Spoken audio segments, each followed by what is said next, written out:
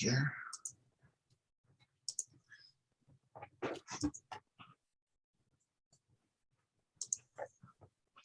Welcome to the webinar. I see our attendees streaming in. Address those. Thanks, Chris. Forgot about that. And so to start, this is QuickBooks Online Part 2. And one of the final things that we will do, and hopefully we'll have enough time, is talk about bank feeding and reconciliation and bringing on those apps too as well. So we do have a lot to get through. And so let's go on and get started as I share my screen here. Also want you all to remember that you do have a student guidebook that Christopher sent out to you. It's a PDF file, and a lot of the things that I am covering is in that guidebook. And as you attend this webinar, I just want you not to try to take notes on everything that I'm saying, but think about how what I'm talking about can help you in your business. So that's what I really want you all to concentrate on. So we're at topic 6, vendors, expenses, and purchases.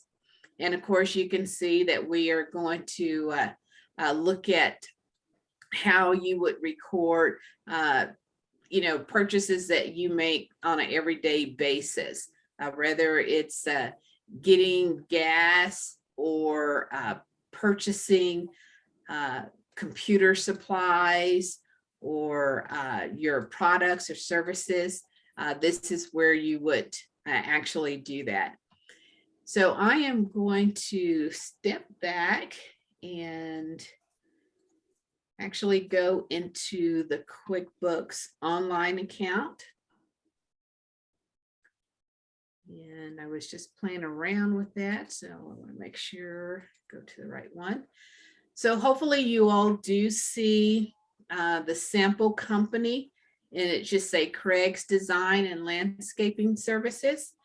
So if I can just get a yes, or I don't know if you're still there, Christopher, you let me know that that is what you all see. I believe it is. Yes, it is. We're seeing the Craig's Design and Landscaping. All righty. So this is that practice online data file that each of you have access to. And in your student guidebook, I believe it's towards the beginning of that booklet that you have. I'm not sure exactly what page number it's on, but you can just copy that link, and then, or actually you just click on that link and it'll take you to the website. As I said on last time, Google Chrome is the browser that Intuit recommends that you use. I have used Firefox successfully with the QuickBooks Online, and so any other browser except Safari. Safari has been pretty good too as well. I would say any other browser you may run into some issues. Okay.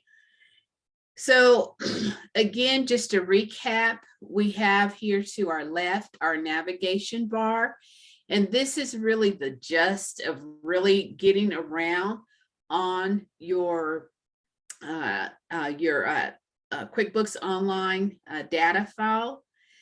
We also have the gear that's right here to the top right of your screen, and that also allows just a little drop down screen that comes up and allows you to different options that you can go to in order for to continue with your QuickBooks transactions that you're wanting to enter or change. So we're going to start again, as I said, with our vendors. And QuickBooks on the left navigation bar, instead of them saying vendors, of course, these are people who you owe money to, right? They just call it expenses. And when I hover over the expense, then I get this kind of a drawer or drop down box that comes up. And I have two options. I have expenses and then I have vendors. But I'm just going to click on that expense. And then you see how the right portion of my screen, it's coming in slowly. There we go. But it changed to the expense area. So under the expenses, we have two tabs. We have expenses and we have vendors. And I'll click over to the vendors just really quick. So on the vendors, and we can just kind of, I'm gonna scroll down and you can see that we have vendors that we've already entered, and they're right now they're in alphabetical order. We can also, we have them for their phone, email, and then their balance. So how much we owe these vendors. And the neat thing is anytime that you hover over these titles in these columns, when you see the hand, the pointing hand, and this is universal, that means that you can sort on it.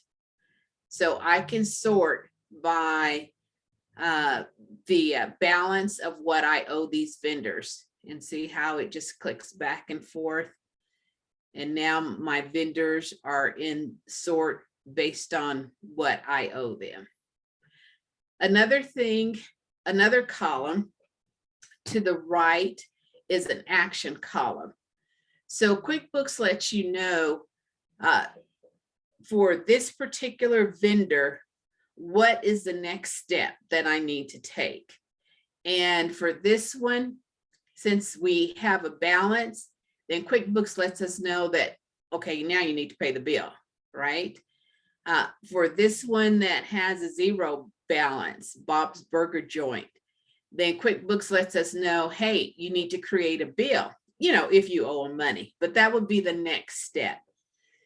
So everything that I'm showing you here for the vendors, it works the same way with your customers and the same way with your employees. So those are like the three different category of people, businesses that you're going to be dealing with. And the screens will be very similar, okay? The other thing about this action column, there is an arrow that's pointing down.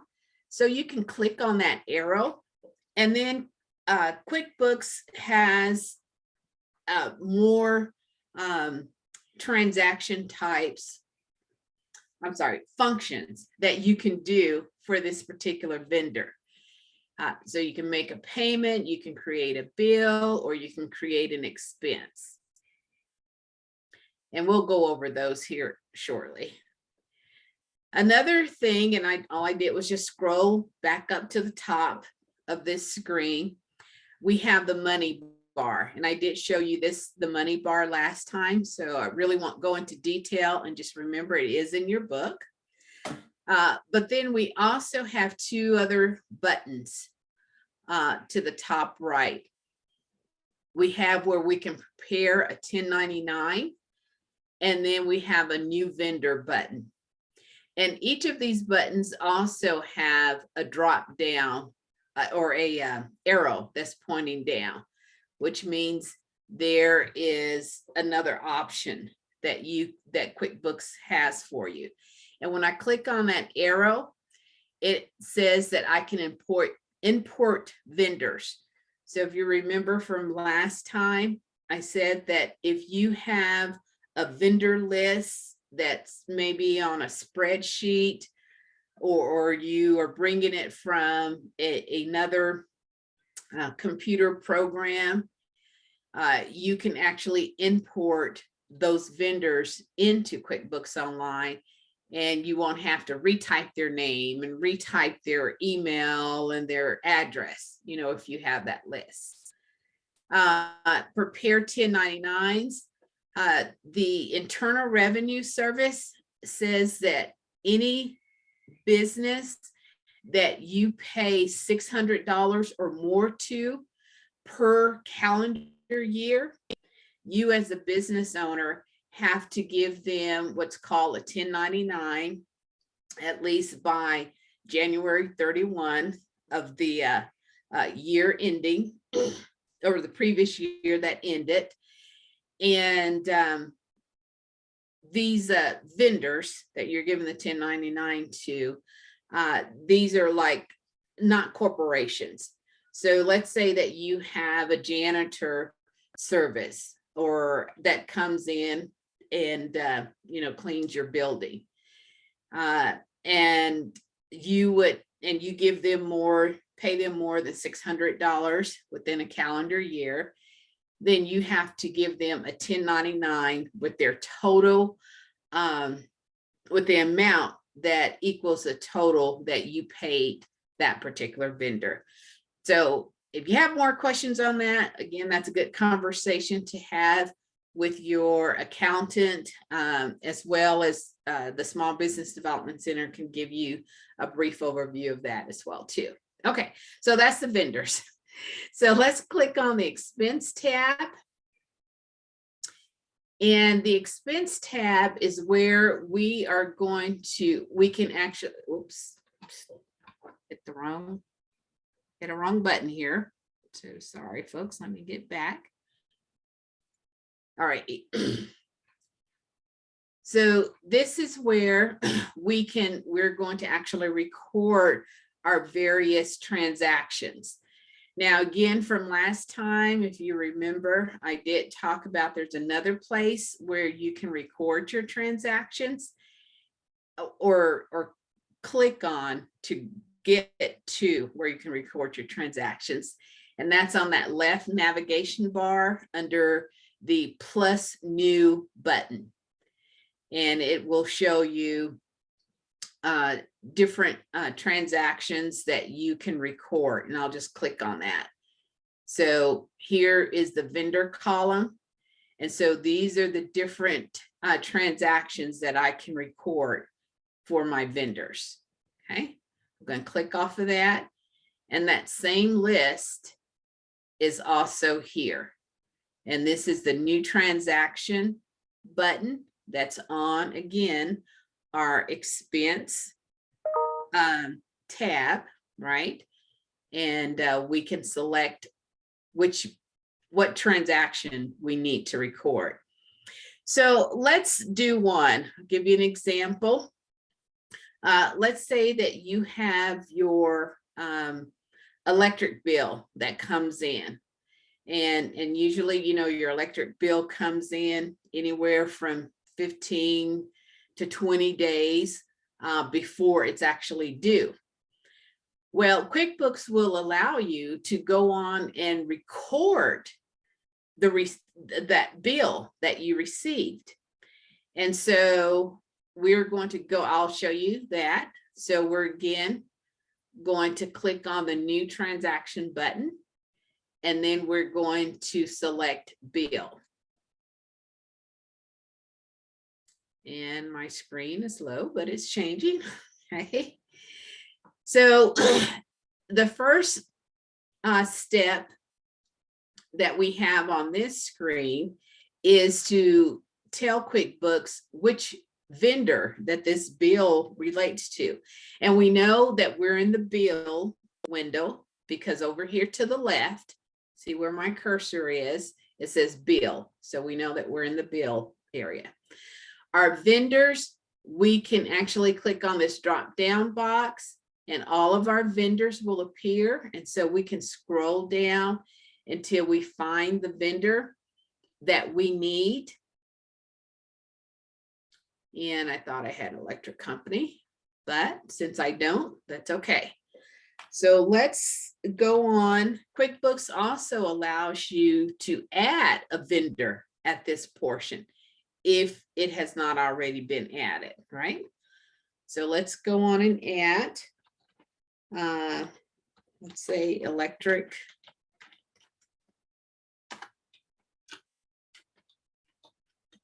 company. So whatever name of your electric company, here in Clovis, it's Excel. That's our electric company. So we'll do tab. And then QuickBooks recognizes that this vendor is not in our database. And so we have two options here, or three options actually. We can just save, and it will just save the name, just as we have put it, and allow us to continue to work on this bill. Or we can click on this plus details. And what that will do is take us to the actual vendor page where we can add the address, the email, you know, all the particulars for that particular vendor. So we're not going to do that just yet. And then our third option is to import our contacts, our Gmail contacts. And again, if you have in your Gmail contacts, you already have everything for the electric company, you know, their address, phone number, account, all that type of information, then you can import it, and that will save you on keystrokes. So we're just going to do save for this example so that we can move on. And now all I'm doing is on my keyboard, I'm just tabbing. And so it takes me to the mailing address. So at this point, if I wanted to, I could go on and enter the mailing address.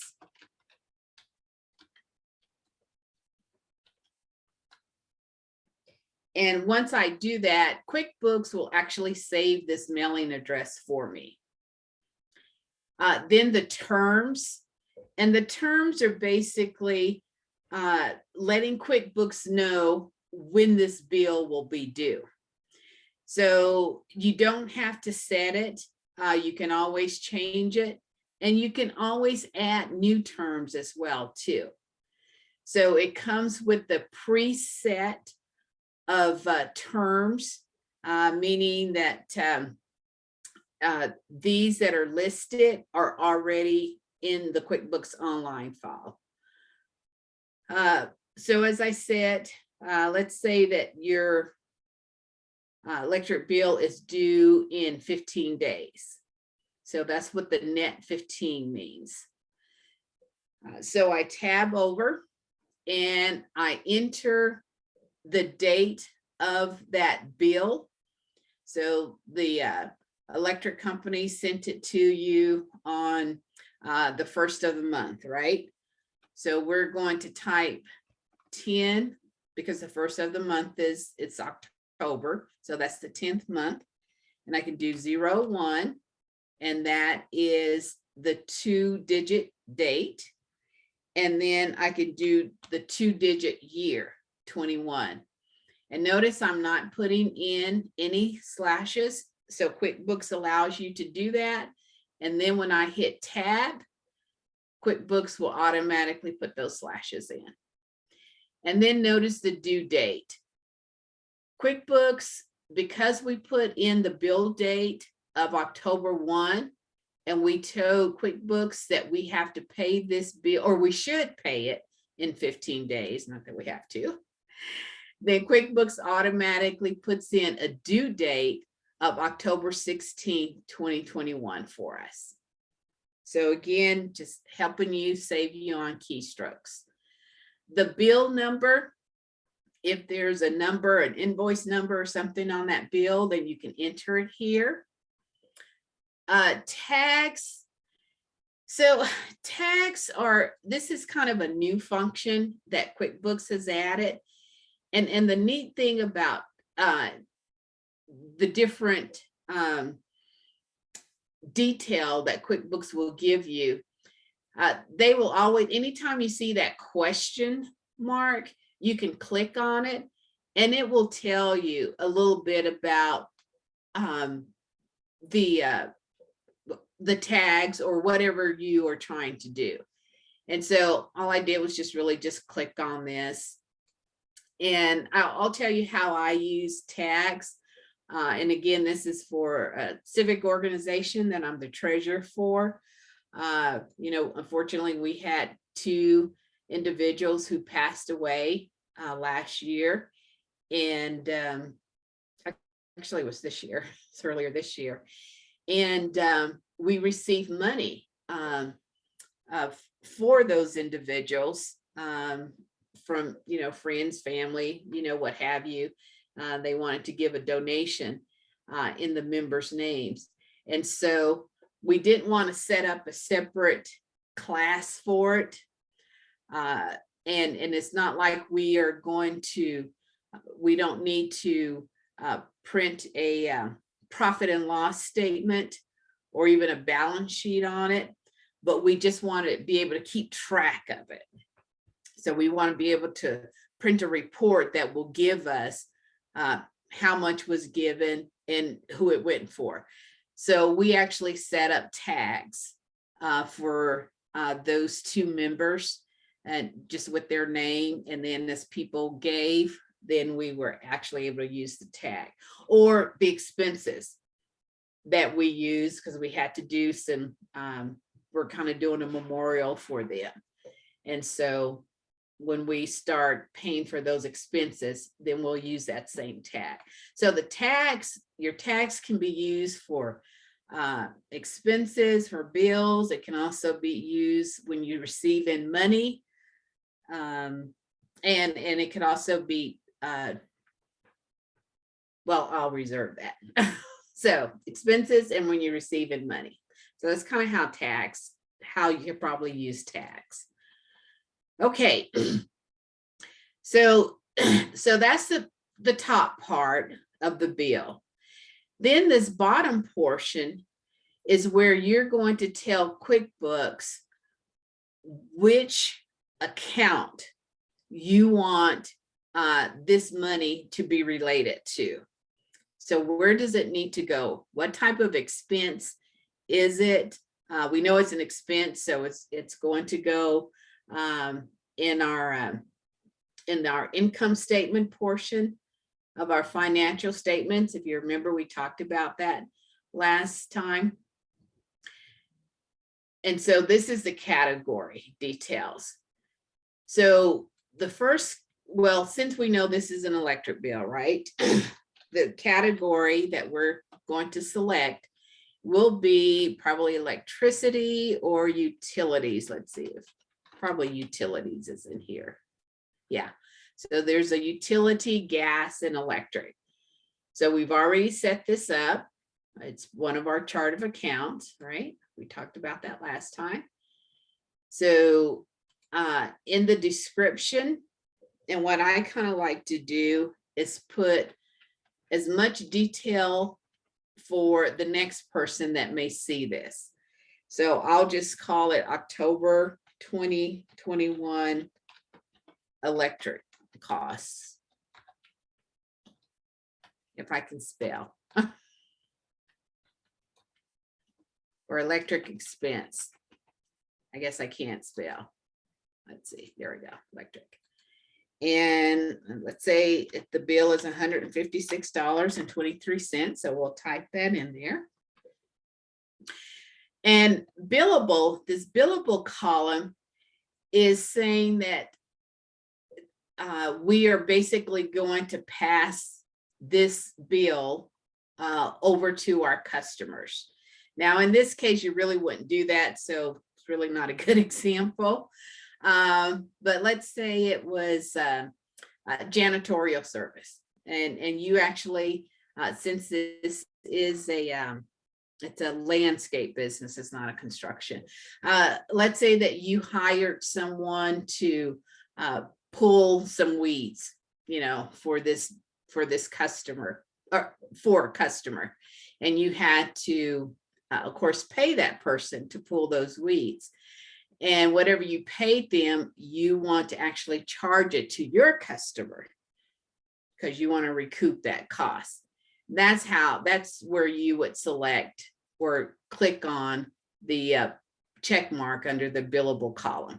Okay, but since this is an electric bill, it's really for our business, so we're not going to pass it on to any customer. Okay. The tax is really already included in that, so we're going to ignore this column and we're going to ignore the customer too. Okay. So we also have another little tip that I also like to do is highlight this and copy it and then paste it down here in my memo line. And this way, when I pull up for this memo line, when I actually print out my profit and loss or my income statement and I ask for a detail report, then it will print this information in the memo line, which makes it really neat. So again, you just won't have the name of the vendor, the amount, and the date, but you'll also know, well, what was this exactly for on this report? So that's one reason why to do that. The other thing is we can add attachments.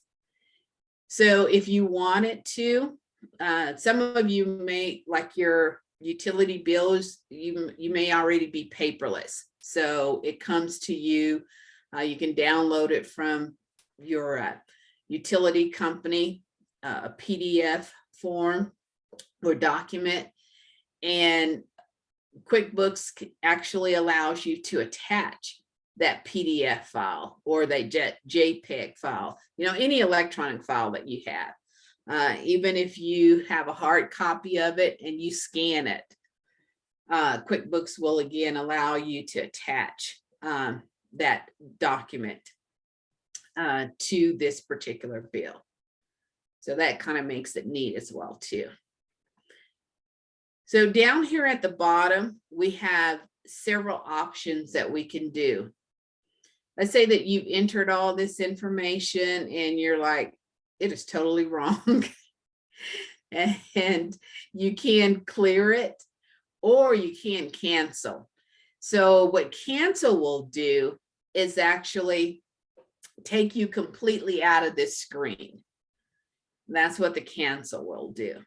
The clear will just clear everything that I've done, and it just gives me a blank copy of this bill, and then I can start over. So, but that's the difference between cancel and clear. I can also make this a recurring bill. So I talked about that a little bit last time, but what recurring means is a bill or any transaction, not just a bill, but any transaction that you will have month after month, or maybe it's just once a year, but you don't want to take the time to enter all this information, or maybe you just want to make one change on it, like the amount. You're going to have an electric bill every month, and so you may want to make this reoccurring. And so for the month of November, when you come and enter the November bill, you can just go to the recurring screen, use that bill, and then you can actually change the amount on it, and even the messages too as well. But you won't have to be worried about typing, the electric company again. The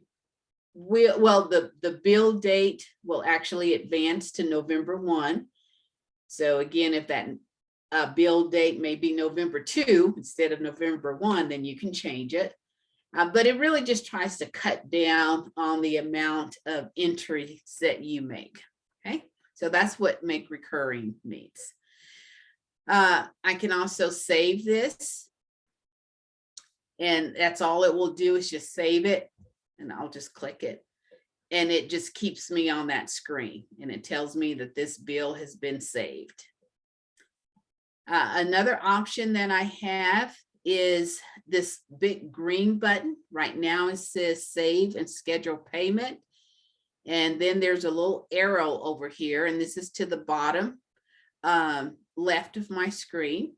So I can click on that, and I have some additional options.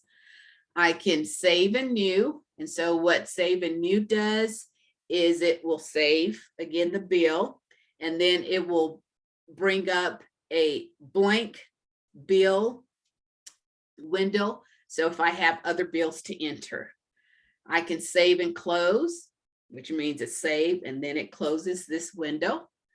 Or I can do save and send. And what the save and send will do is actually send this bill really back to my electric company. You probably wouldn't want to do that, but definitely when you're dealing with customers, and we'll look at that shortly, the save and send button really comes in handy.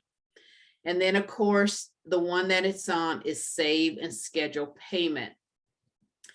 So if you are using the enter bill process, that's all you're doing with this step is entering the bill into your QuickBooks Online database. The second step in that is to pay the bill. So what this is saying is that, okay, we've created the bill, and now we're going to schedule that payment. When does that payment really kind of need to be made? So that's what this button does for us.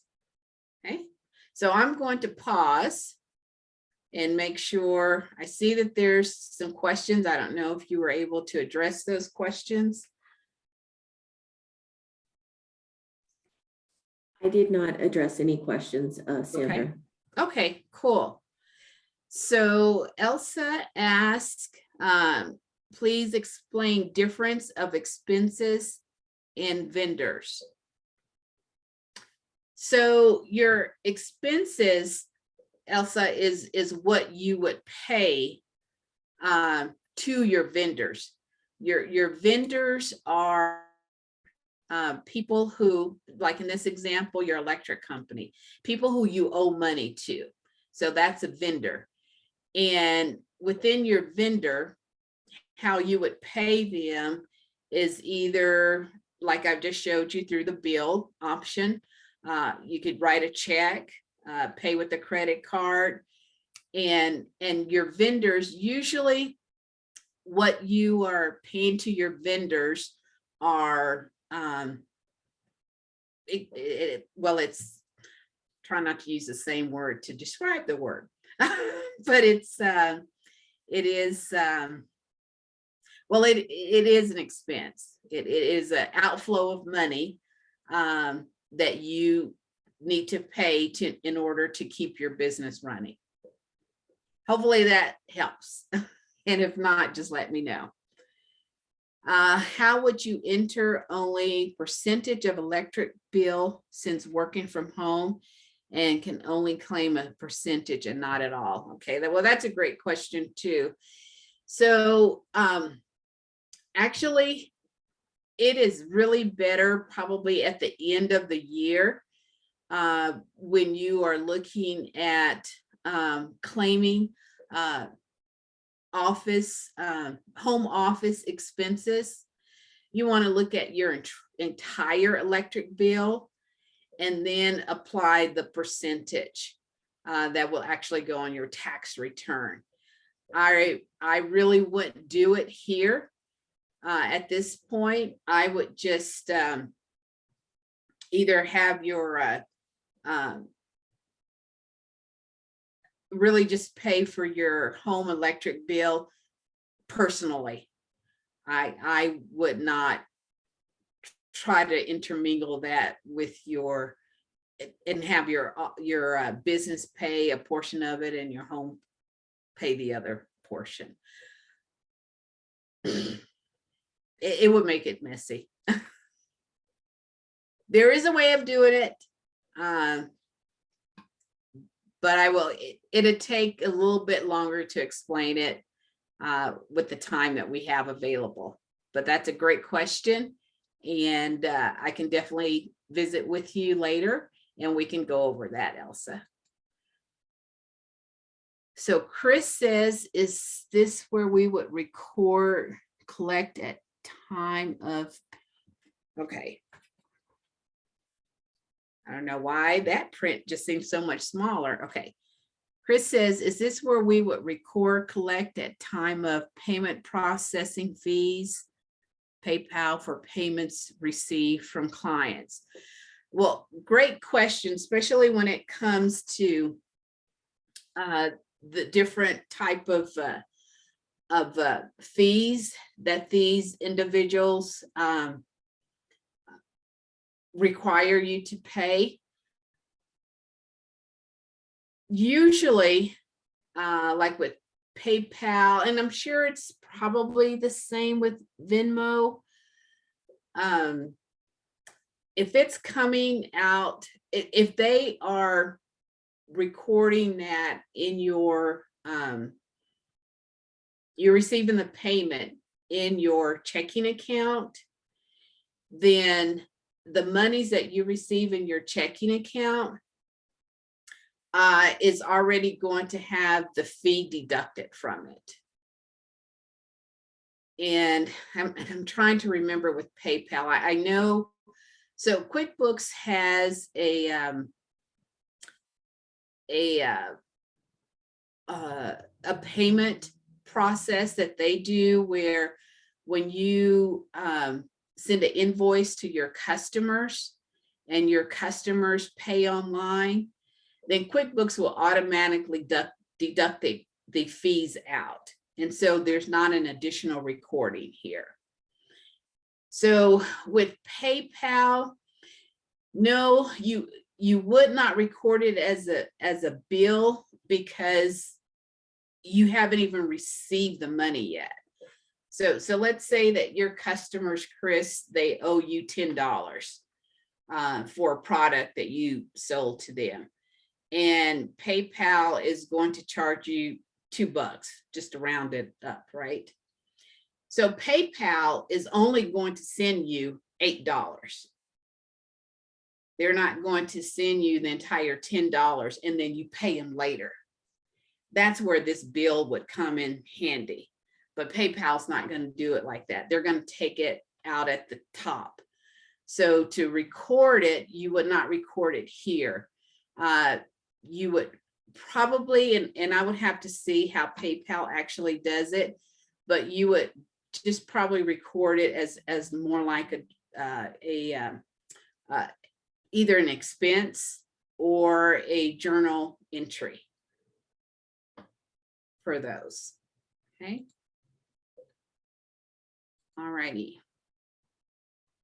Okay, I think there's some more questions, or I just didn't do it. Okay, I didn't take them off. There we go.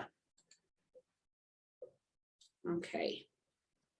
So we are going to save and schedule a payment. So again, QuickBooks will save that for us. And now it is sending us to the bill pay option. So here we can actually activate this, and I'm not sure how far it'll let me go. But we can pay with a bank or credit card. And if we use a credit card, then they're going to charge us 2.9%.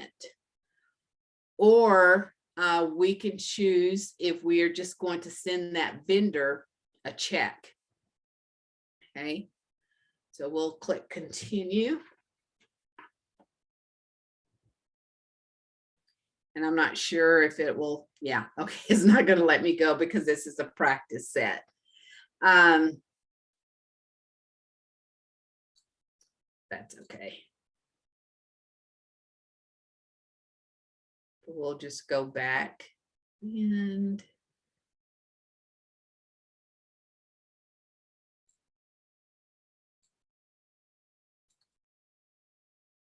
I may have to start over. Oops.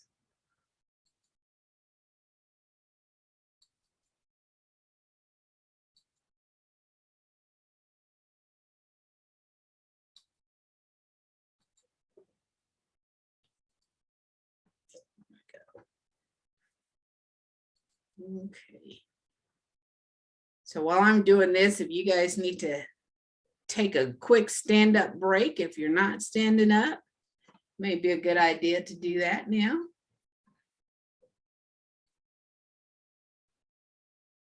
Let me just get back here.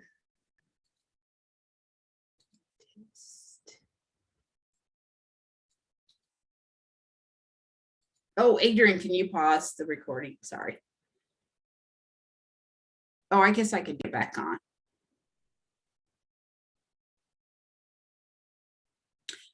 All righty. Yes. So let me put in the Judy, I'll put in the practice email into the chat.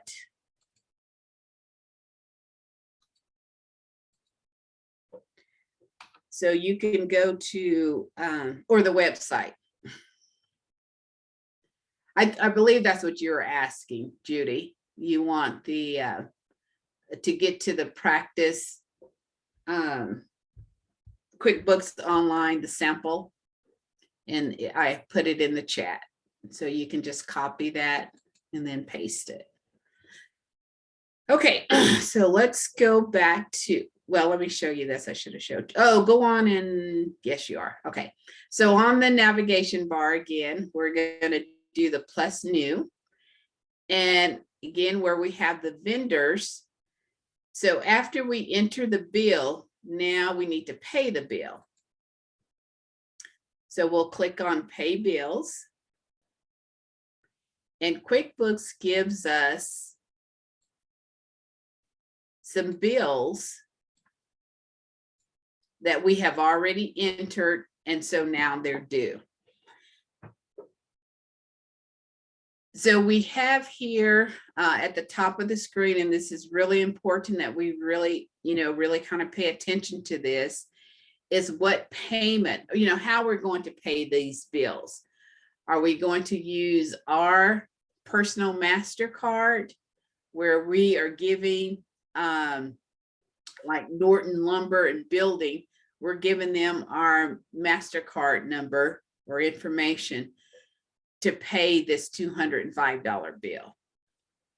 Or are we going to use our checking account or our other credit card account? So let's say that we're just going to use our checking account. And we have 5 bills that are listed here. And these bills, well, let me step back. So our balance here in our checking account before we pay these bills is $1,201. So QuickBooks will always give this to you. And this balance is in your checking account. It's not the bank balance, okay? Then the payment date. So when you want to pay these bills. And then since you're writing a check, then QuickBooks will automatically remember the last check that you recorded, the last check number that you recorded, and it will just give you then what the next check number should be.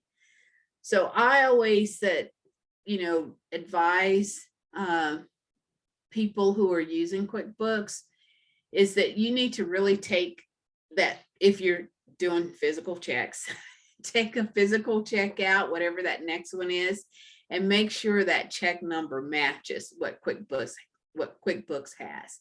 If not, you can change it. So we're going to say, yes, it's 71, check number 71. And then QuickBooks also allows you to print these checks at a later time. So we're going to click that we're going to print the checks at a later time. So when we click on this, then QuickBooks takes the check number away because it may not be check number 71 since you're going to print it later. Okay. So that's, and then the total payment amount is at 0 because we haven't selected any of those bills to be paid. QuickBooks also allows you to sort this bottom portion here by payees. So again, anytime you see that little hand and the index fingers pointing up, you could do it by due date, open balance, and total amount if we have any. Okay, so we could sort by those. So let's say that we're going to pay Norton Lumber and Buildings. So once I put a check mark here on the left side of the screen, then over here under the payment column, QuickBooks will put whatever the open balance is. So it's $205. We can also change this. Let's say that we're only wanting to pay $100. We can make that change here. And then notice at the top where we have our total payment amount, QuickBooks has it at 205 because when we click the check mark, QuickBooks knew you needed to pay $205. Well, we've changed it to 100, but QuickBooks doesn't recognize that yet because we need to basically kind of activate this new amount. And how we do that is just do tab or click out of that box. And then notice the total payment amount changes to the $100. Okay. Let's say that we are going to pay Robertsons and Associates. We owe them $315. We just put a check mark there. And now our total payment amount changes to $415.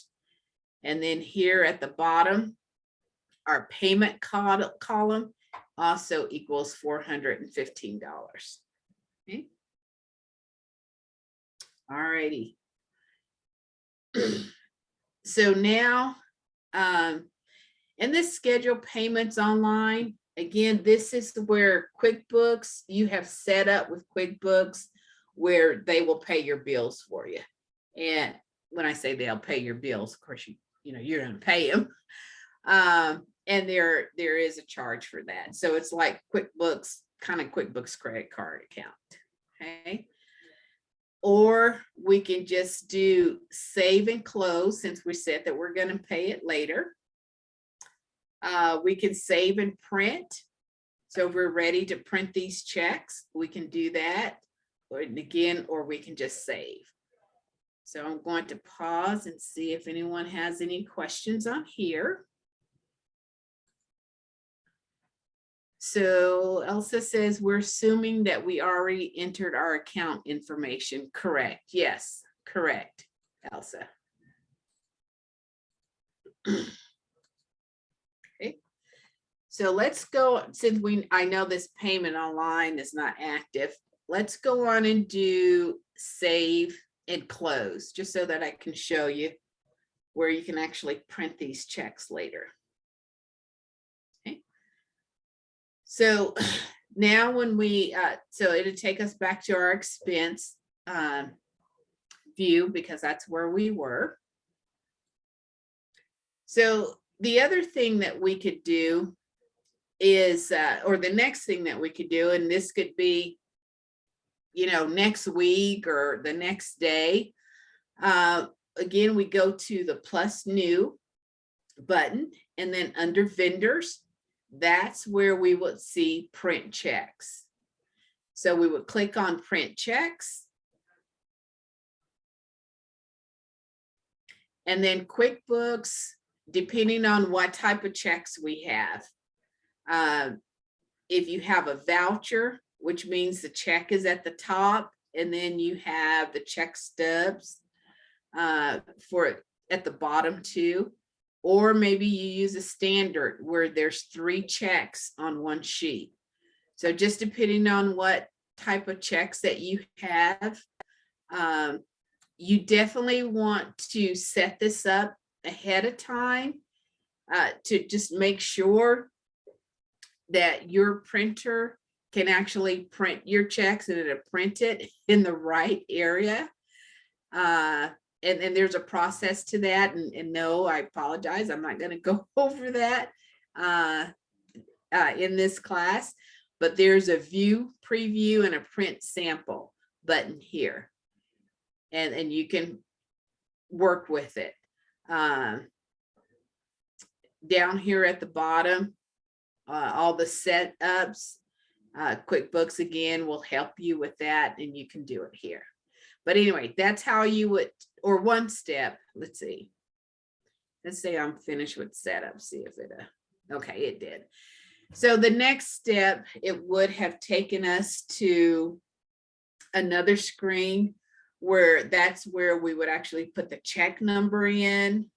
We can put the check date, and then we would also select all the checks that we wanted to print. So maybe you only wanted to print one of those 2 checks. You can do that on the following screen. But since, again, this is a sample file, it's not set up. Okay, all righty. So let's take, we've been going for an hour. So you want to go on and stop the recording? So let's take a,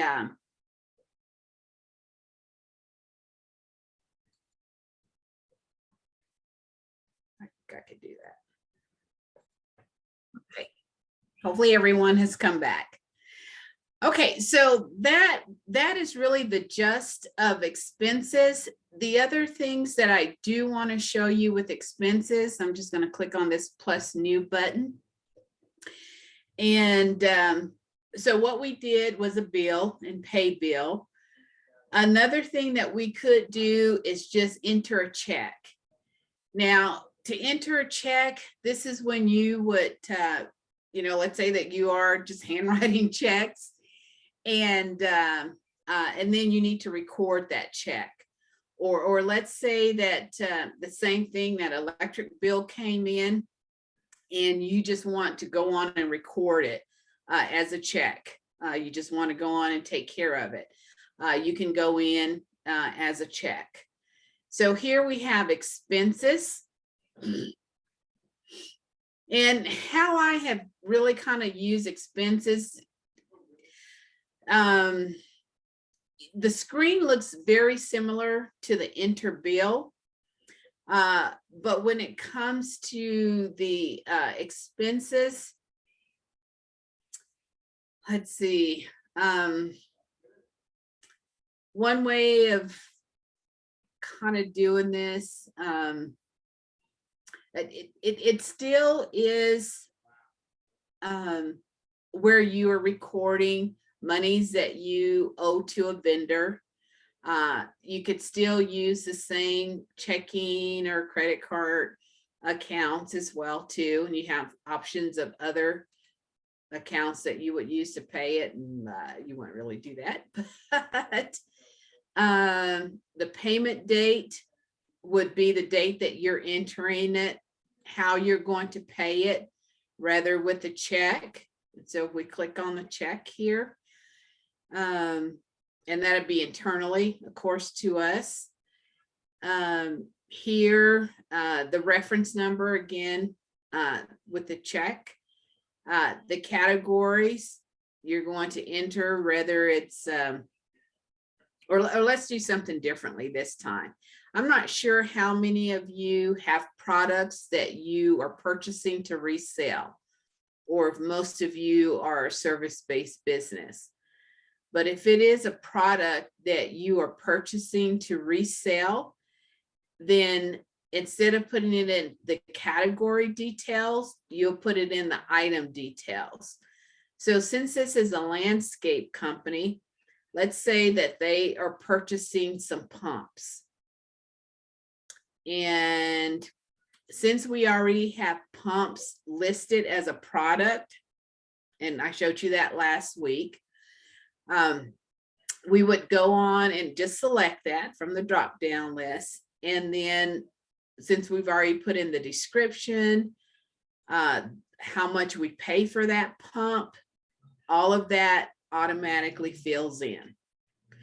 So let's say that we actually purchase 5 of these pumps. So we want to change that 1 to a 5. And when we do that, QuickBooks will automatically record or compute the total, which would be $50. And that would be the total of this particular expense that we are writing a check for, or we're going to pay for it with a check. Let me put a vendor in here. Let's say that we are going to purchase this from Hicks Hardware. QuickBooks, and this is something kind of new. Well, I guess it's not really new that they started, but just a kind of enhancement that you can opt in to anytime you use Hicks Hardware, which is a vendor, then QuickBooks will automatically enter in information from the last transaction. I probably would not do this option only because the next time you purchase something from Hicks Hardware, it will automatically fill in, and then you'll have to go in and say, nope, I didn't purchase that. And so you'll have to delete it. But if it's something that you purchase or like the utility bill that you're going to do on a regular basis, and the only thing you're changing is the amount, you may want to use this. But anyway, that's just personal preference. Okay. Excuse me. So again, we have the option to save and close or save and new. We're going to say we're going to save and close this. So now we've created a new expense for Hicks Hardware. We can print this, we can copy it, we can delete it, or we can void it out. Okay. Let's see what some questions.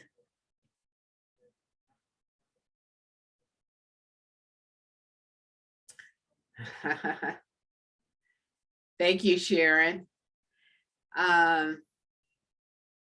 I know that they were going to, Sharon says that she did look on the online prices for QuickBooks Online and they've raised them. And I know that they were going to raise them. But I was also told that you can, there will still probably be a discount. So before you reach out and purchase, Sharon, just reach out to me first, okay?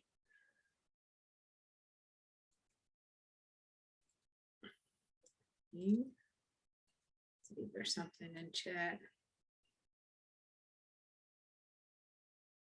Okay, Bryce, thanks for joining us. All right, so that's expenses. So I am going to go on and go next to our customers. So how you would actually handle the different customer transactions. And this is always important because this is really your bread and butter. This is where you're going to get your money, right?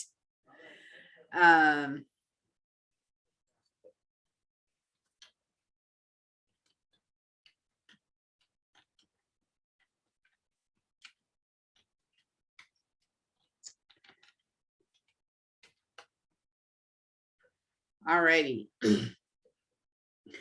So again, on the left navigation tab, instead of seeing customers, we're going to see sales. So you would click on the sales. And then our sales menu will come up. And unlike our expense menu, our sales menu has 6 different tabs. The first one is the overview. And this is where you can set up where your customers can pay you online. So when you send them an invoice, then they can click on that invoice and then they would, and they can pay using a credit card or a bank transfer or ACH. You don't have to do it right away. It's always there, so you can always do it anywhere. The other way that you can get paid is through the QuickBooks Go Payment app. So this is where, you know, let's say that you are at an event, or even, you know, in your place of business too, you can do this. And you have transactions that are, they pay once they receive the item. So great for like expos or fairs, or at your counter, your register. This is where your customers can pay you with a credit or a debit card. You can have the QuickBooks Go Payment app on a tablet or iPad, and they could just pay you right there. So that's the second way. And then of course, the invoice, where you are again allowing your employee, your customers to pay you at a later time. Okay, so those are the different ways that you can get paid through QuickBooks. The All Sales tab will show, it's very similar to the vendor tab that we saw earlier. So on the All Sales tab, we have the money bar. And you guys give me a quick 30 seconds. Hold on.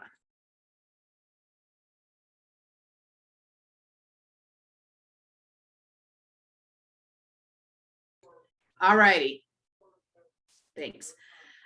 So the money bar again works exactly how I showed you all last time. So I won't take time to go over that, but just a quick view of what invoices are out there, what activity still needs to be billed to your customers, you know, invoices that you may need to make. It also has where you can import different transactions. And right now, this is through Square. I'm not sure how many of you use Square, but that's where you can import the different transactions if you use Square. And then we also have the new transaction button as well. So you can click on that one. And then these are all the different forms that you can create your different transactions in QuickBooks using. Okay.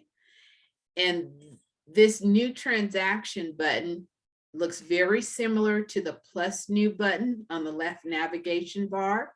So I'll click on that one. And then under customers, we see very similar task or transactions that can be recorded. Okay. Then down here at the bottom, the same thing that we had in the vendors, but this is just relating to our customers. Didn't mean to do that. Okay, there we go. So here we have, right now, all I did was clicked on the customers. And I put it in, well, I thought I put it in, oh yeah, I did. I did not put it quite. I was trying to think of how they're organizing this. So it is in alphabetical order, but it's based on the type of transaction that is next for this customer. And then of course we can sort it by date, put it in date order, or the number, or the type of invoices or estimates. So we can see all of our estimates, charges, time charge, or invoices together. And we can also sort it by the balance, the due date, and the total. Okay. Again, same thing that we have with our vendors. Under our action column, you have this drop down arrow, and then we can see that there are some other options that we can have for this, like this particular estimate. We did an estimate for this company, And we have the option of sending it to them, which will be an electronic sending it. We can update the status, or we can make another copy and have another, let's say we did one invoice or estimate for them, and they may say, well, can you add this to this estimate? We want to look at, in this particular company, adding another fountain. So can you give us an estimate on that? So we can make a copy and then just add that fountain. And so they will have two different estimates. So that's how you can work that. Okay, so that's the all sales tab. Then we have the invoice tab. And the invoice tab somewhat looks very similar to the all sales tab. Here, our money bar, or our bar here, looks a little bit different. It shows us just invoices. So the number of invoices that are overdue. So this means that we have billed our clients, our customers, and $1,525 is past due. The other one is that we have invoiced our customers, but over 3,000 is not due yet. So this isn't too bad. So again, that gives you a picture view of where you are with your customers. And then here, this one shows us that we have invoices that we have received money for, but we haven't deposited yet. So it's in our safe or our cash drawer, wherever we're keeping our checks. It's somewhere before it goes to the bank, before we take it to the bank. And then it shows us how much we have deposited. And this is based on the last 30 days, whereas our overdue and not due yet is based on the last 365 days. Okay. So we scroll down here to the bottom. And again, we have the same setup. We have our date, our number, and this number is our invoice number that we have assigned to our customers, right? Here are our customers, the amounts that they owe, and then the status. It tells us that here, Barnett Design has $274.50, invoice number 1012, that's 10 days overdue. We scroll down, and here we have Red Rock Diner. We billed them $70. So we sent them an invoice of $70, and it's due in 2 days. Okay. Scroll down some more, and these are all the invoices that have been paid. So we have Cool Cars, and then we have Freeman Sporting. So they have paid their invoice. So we've received the check for them, but we haven't deposited yet. And then that's the next set of customers and invoices, starting with Amy's and going down, where we have received the payment and we have deposited into our checking account.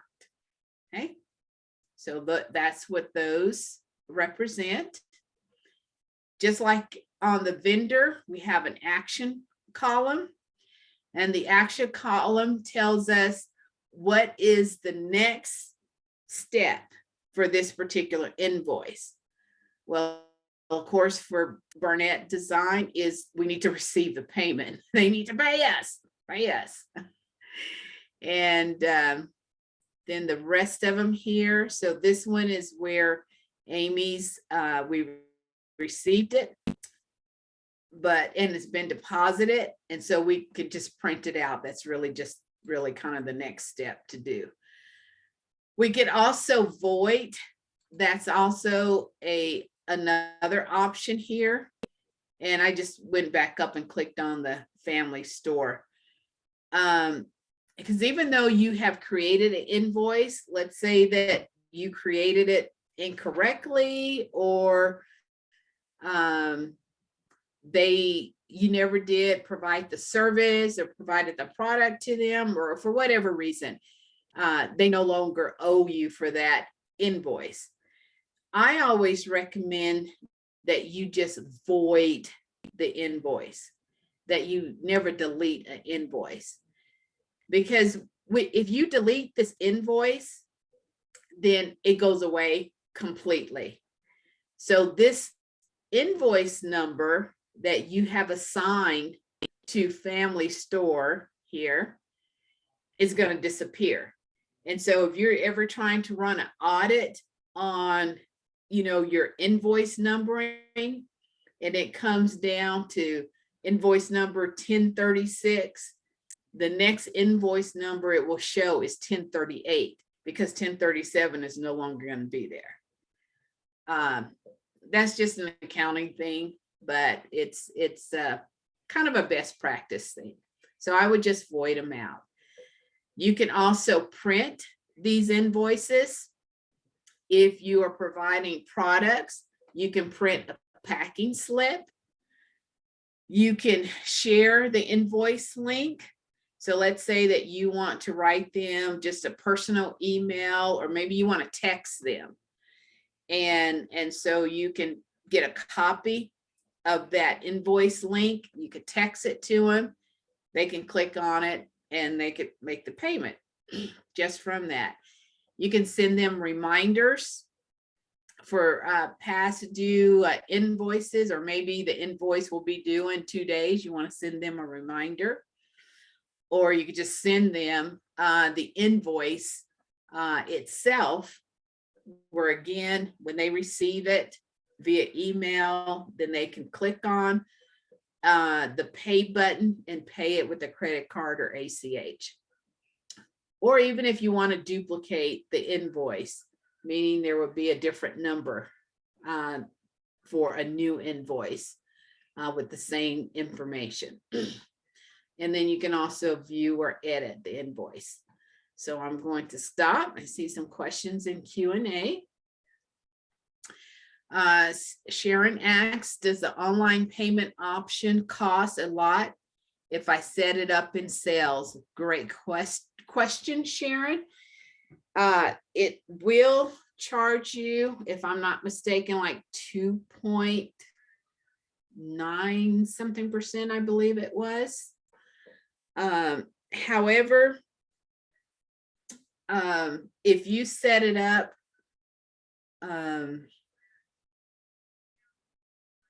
yes, I think it's like 2.9%. Yeah. So I don't know if that's a lot for you, but they will charge you. Okay, Bryce is just making a comment. Bryce, I don't know. I did not go to the website this morning. So if we have time, we'll definitely look and check on the price of QuickBooks Online. And I will tell you, and that's why I told Sharon to reach back out to us, and I'm really telling all of you to reach back out to me or even Christopher before you purchase. I need to check and make sure that we don't have a discount that we can provide. So we're checking on that. Sharon asks, what happens when I apply payment to an invoice and then the check bounces? That's a really great question. So I'm going to leave that, Sharon, and we're going to see if we can come back to that question. Okay, to see if we have time. Okay. Let's see. So let's go on and create an invoice. So several ways of creating an invoice. One way, let's just go on, or you'll see me just click on the create invoice button. And so I have a blank invoice screen that comes up.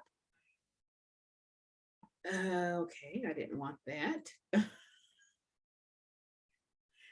All righty. So it's just asking us how we want to actually send these invoices out. And what I do is do an email. I'll create the invoice and I'll just send it straight to their email address. Or like I said, you can share a link. You can attach a PDF to an email.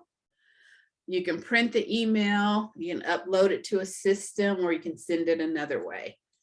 So we're going to click that. We are going to do all of these, probably except send it another way, because it's probably going to ask me how I'm going to send it. Okay. And if this is an option for you all, that you'll just create the invoice, but you're not going to send it, then you can click that. But we are going to say that we are going to send it. So how do you want to get paid? Again, if we select any of these, and again, I'm not sure how far it's going to let us go, but we're going to click all of those and then we're going to do finish. Okay.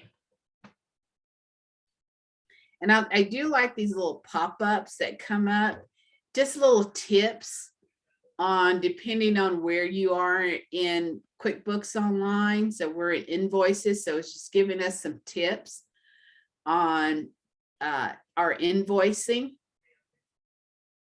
And of course, a lot of these we are going to go over, but they're there for you. Once you do get your QuickBooks Online. So let's do, we're going to select our customer and let's select, I wanted to do this, let's see. Well, we'll do Amy's. So Amy's Bird Sanctuary, which is good. So notice once when I clicked on Amy's, when I selected it, there's a lot of things that filled in particular, this top portion.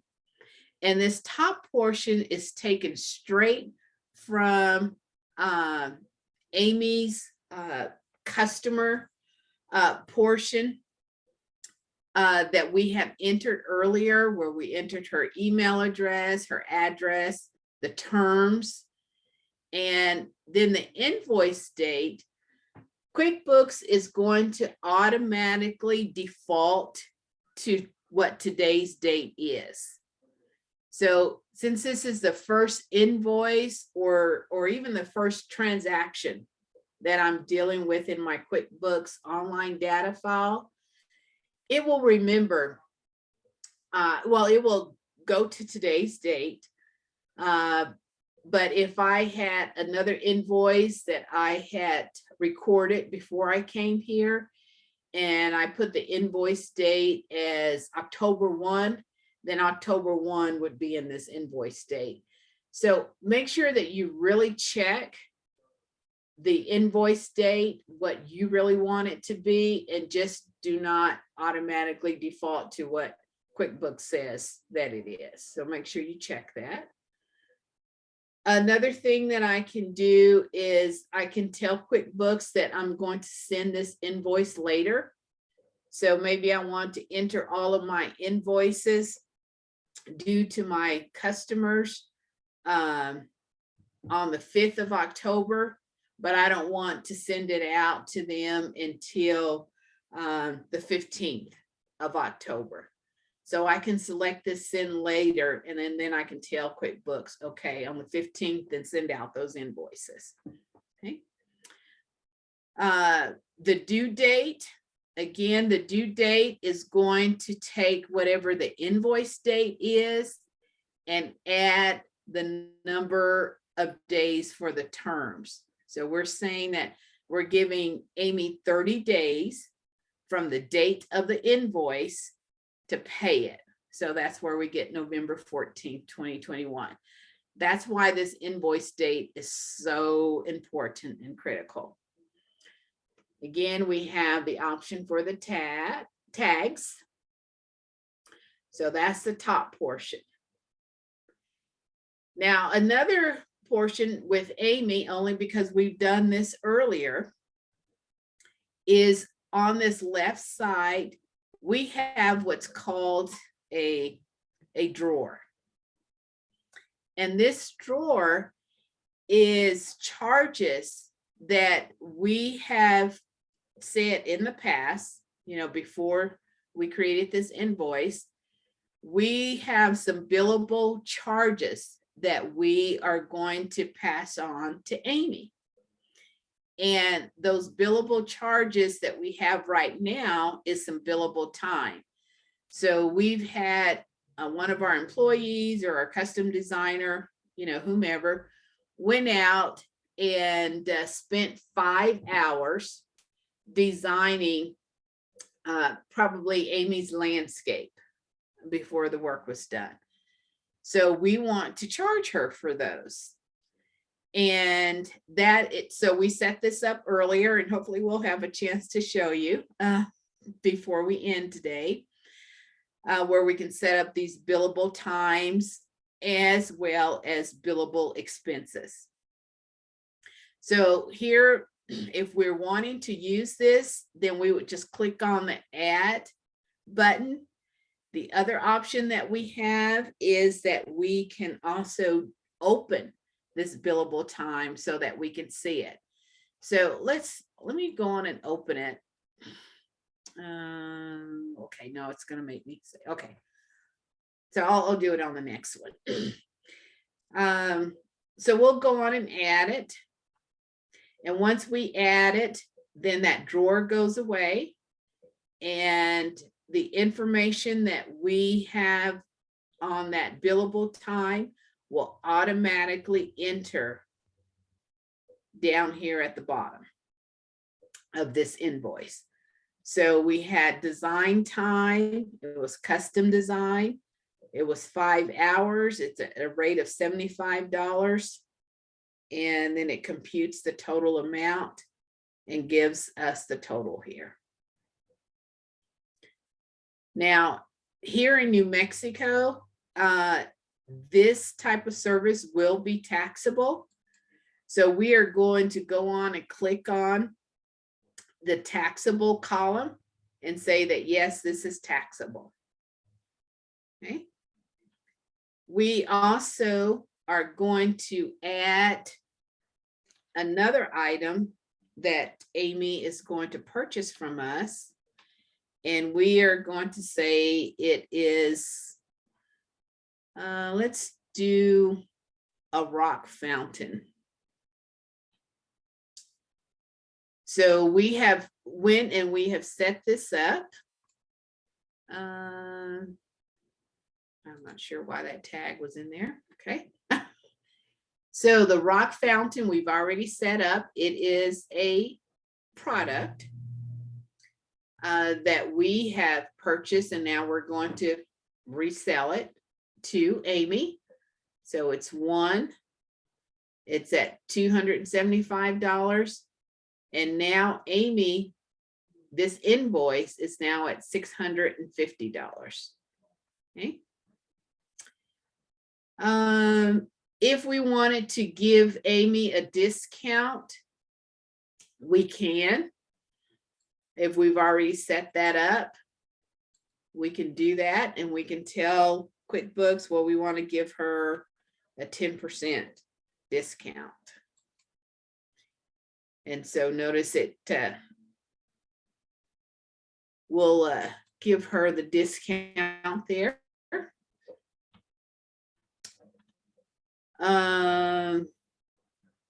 Let's see, for the tax rate, because this is, Intuit is in California, so it uses the California tax rate. But here, especially for those of you who may, I don't want to get too far into gross receipts taxes because it's changed. But let's say that you do have 2 different locations where you sell products from your location in Clovis, and then you have one in Rio Rancho. You can set up 2 different tax rates, or more than 2. You can set up really as many as you need. You can do that. So we'll just keep it as California's tax rate, which is 8%. So QuickBooks will add that, or it already did add it. And so the tax is 52. Here in New Mexico is called gross receipts tax.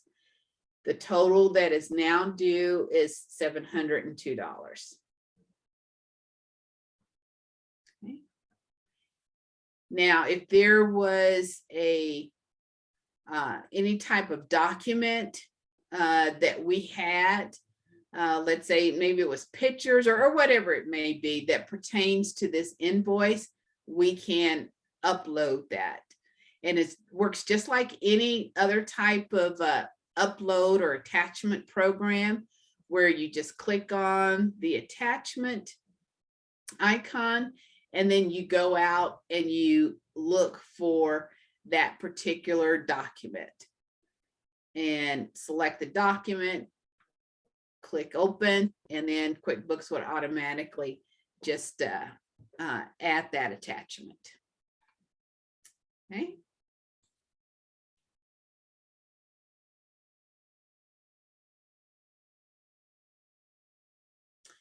So Sharon asked, would the send later option be a good way to create all 12 monthly invoices ahead of time and then release them once per month?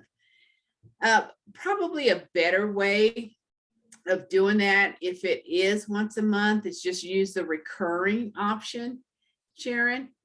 And so let me just show you that recurring option and how that would work. So down here again at the bottom, we have our cancel and our clear.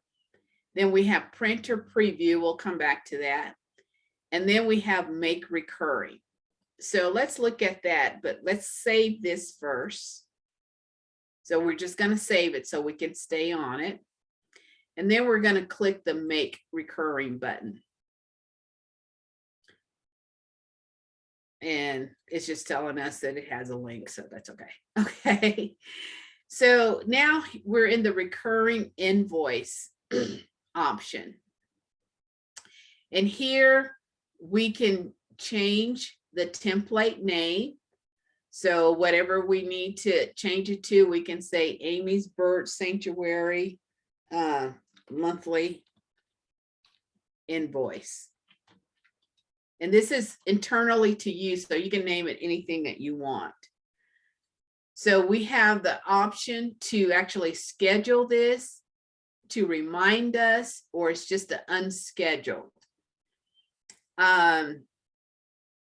The schedule, I mean, it's just that, yes, this invoice is going to happen. Or a reminder, where QuickBooks will remind you, hey, you have this recurring invoice due. What do you want to do with it? And then an unscheduled, where there's not a particular time that you are going to send out this invoice. It's just as needed. That's kind of how the unscheduled is. Then you have the option of how many days in advance that you want to create this invoice.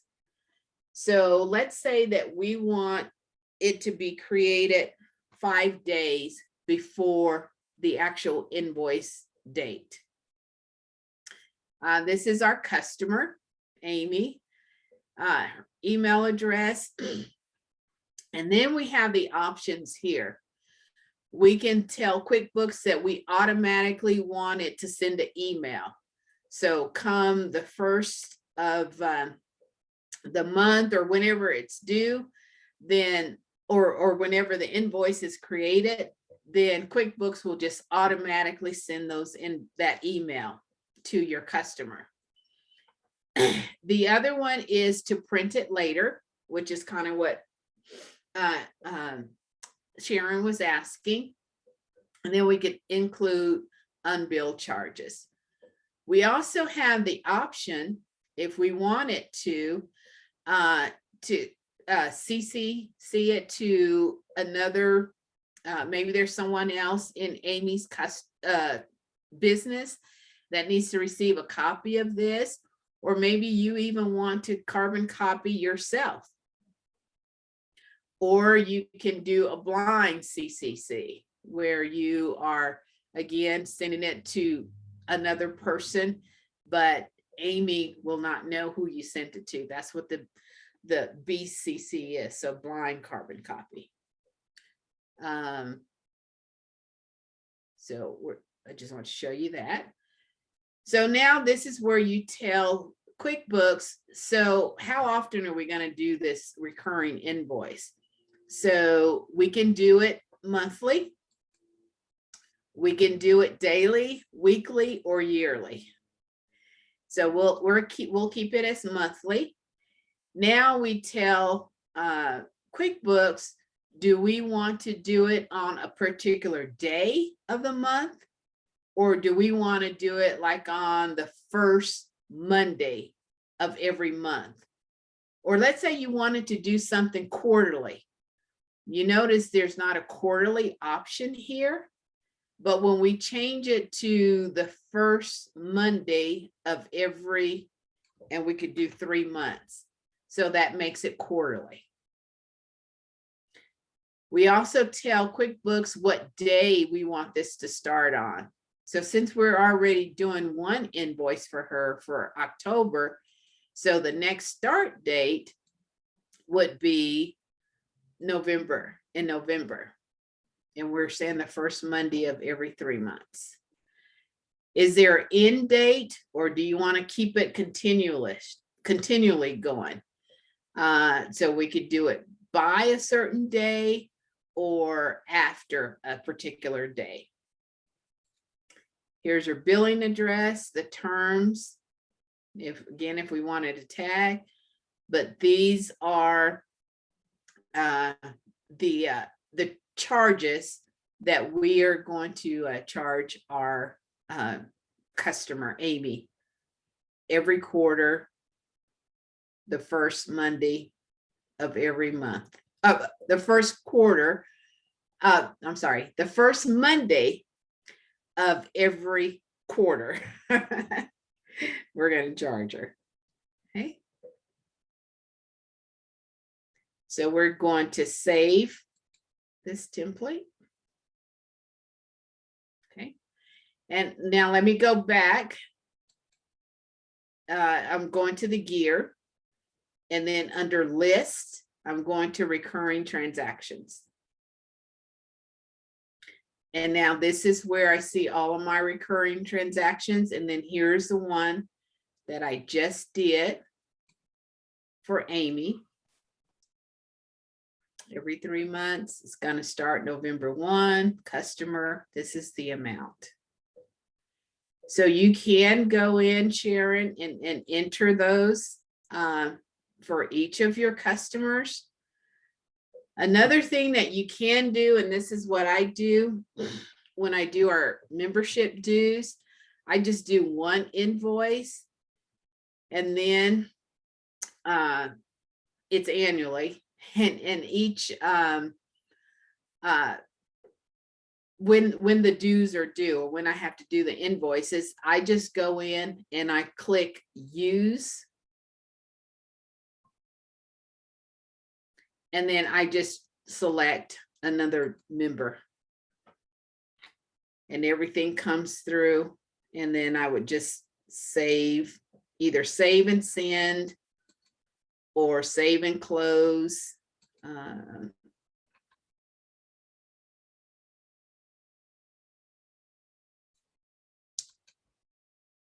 if I did save and close, then send later. That was kind of why you had asked that question too. Okay. So let me uncheck that and let me just show you, and hopefully it will work.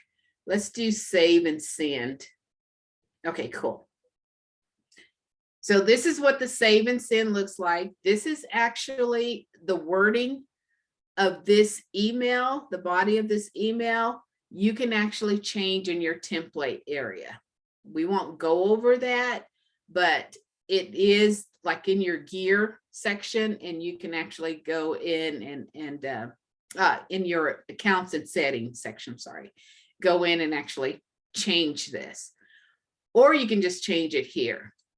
All of this is changeable. I probably wouldn't change any of this because this is something that QuickBooks does, unless you want to use your Gmail address to send it out. If you want to change the subject line, you can do that. And like I said, if you wanted to change any of this body of this email, you can change it. So they will get this in an email form, and then this invoice then will be sent as an attachment. So you can, let's see if it'll print for me. Okay, so it just prints the invoice. We won't see the actual email that's attached to it, but we'll just, this is just the invoice. Okay, I think I have quite a few questions.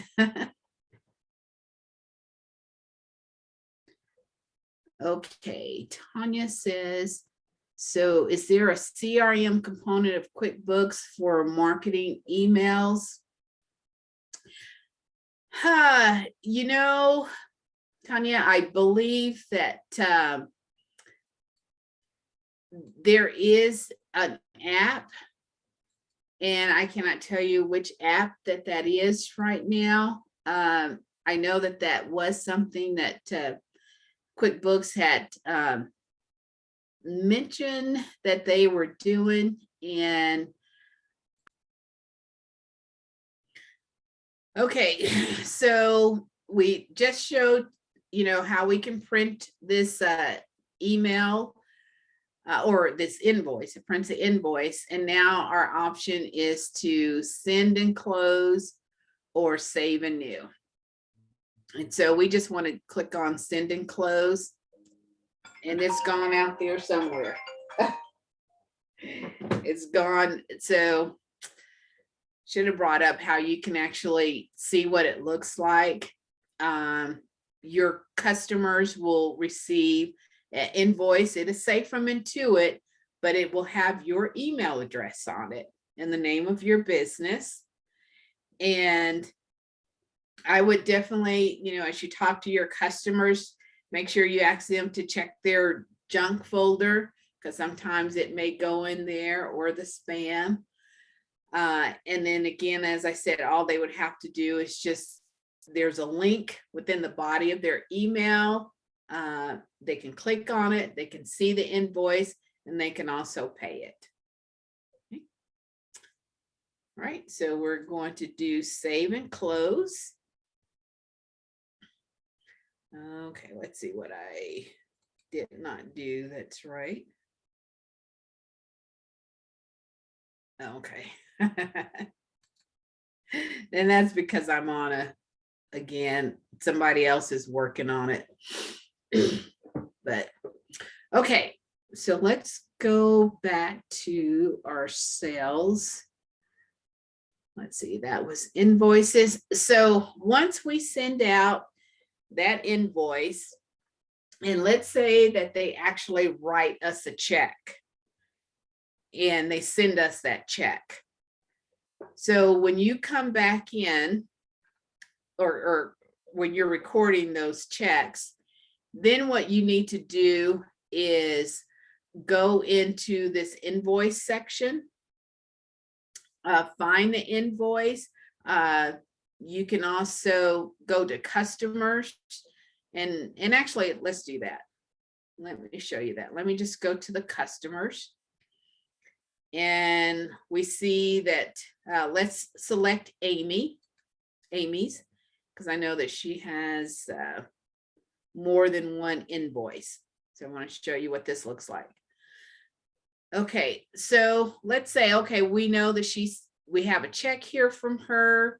Let's just click on new transactions, and we are going to select payment.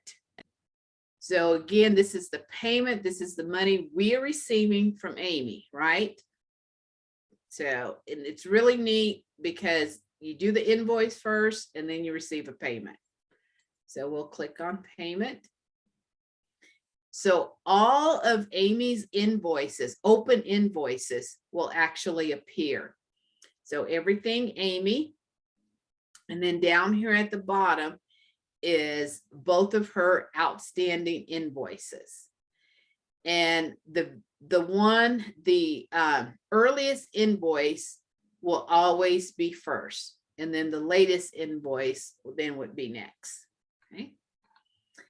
So we have Amy's check in front of us. I recommend that you, whatever the date is on her check, that you enter it here. Because if you offer any discounts to your customers, let's say that you offer to your customers that if they pay you within 10 days before the invoice is due, then you'll give them a 5% discount. So what will determine if they will get that discount or not is the payment date. So internally, you'll need to decide if you are going to use the date on that check, or if you are going to use the date that you received it in your place of business. So you're going to have to decide that. And whichever method that you use, I think it's important for you, just for good customer service, that you relay that information to your customers. Because let's say they write a check and they put it in the snail mail system and you don't get it for 5 days. And that is, the first day that that invoice was due. Then you won't give them the discount where they're thinking they get the discount. And that just doesn't create a great relationship. So that's just another tidbit I wanted to share with you. So all I'm doing is tabbing down. So the next block is our payment method. So of course it's a check. So we are going to just type in CHECK and check, because that's one thing that's automatically set up. QuickBooks will set that up for you. The reference number, and that will be the number of Amy's check. And I highly recommend that you all enter your customer's check number. I had a situation where I had to go back and figure out or locate some of our clients' checks because I actually needed their address. And the more information that I gave the bank to find that check for me, it was better and easier. And I don't think the bank charged me as much for them to go back and research that, because I had enough information. So I would put the check number again of your customer's check here. Then the deposit to box. So this is where you are telling QuickBooks where you want that particular check deposited to. You have several options, but I'll just talk about two. One is where you're depositing it immediately to your checking account. So whatever you do in real life, you want to make sure that you mimic that in QuickBooks, in your QuickBooks data file. So let's say throughout the day, you receive 5 or 10 or however many checks from your customers.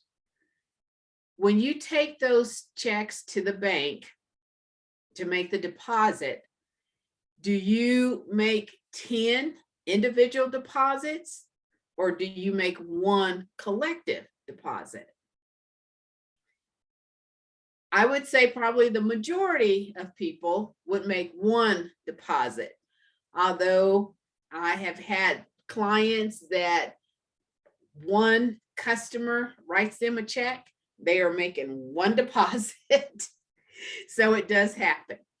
So if you are making a just one deposit a day for a collection of checks, then until you make that deposit, you're basically holding those checks in either your vault or your cash register drawer.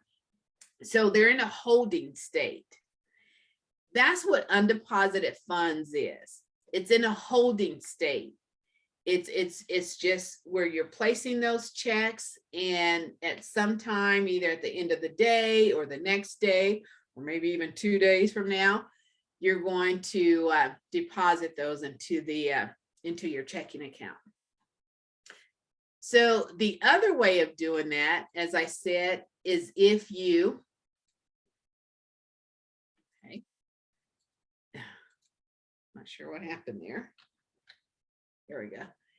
If you are doing one check at a time, as far as depositing one check at a time, if you're doing it that way, then this deposit to field will just be checking. Okay.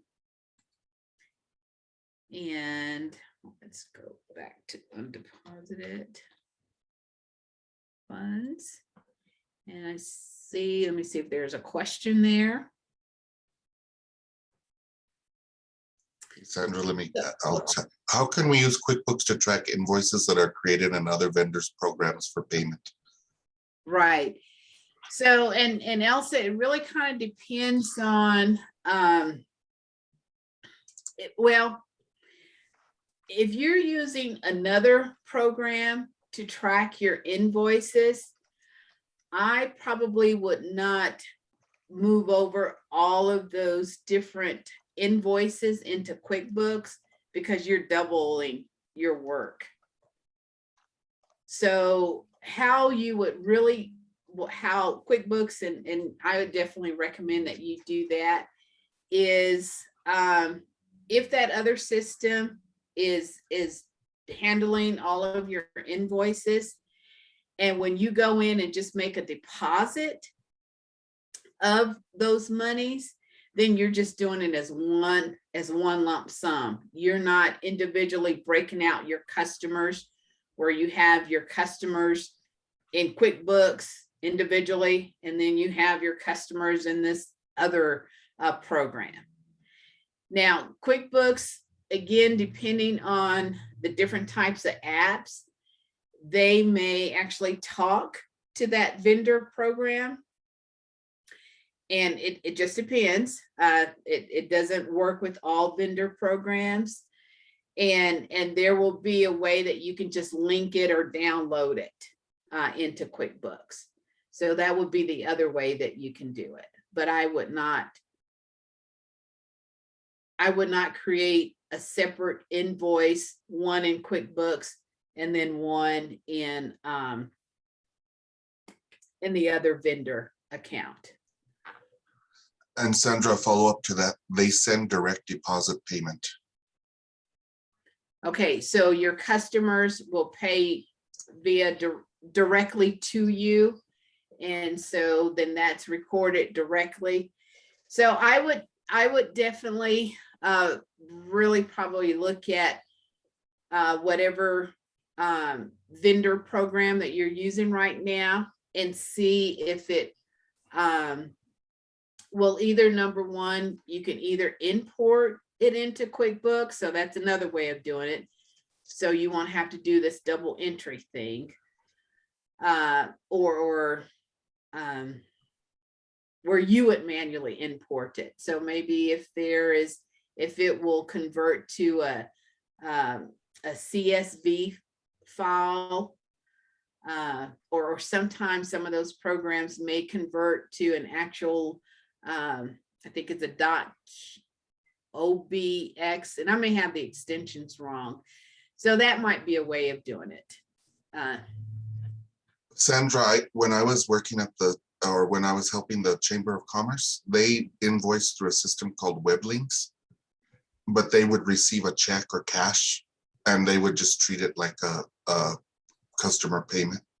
Okay. Would that be an option too, or are you really talking about tracking that invoice over time in QuickBooks? Is that what she's actually talking about? Also, tell us if you have a follow-up to that. Because I used to invoice through PayPal, and I would just treat my PayPal account like a bank account. Mhm.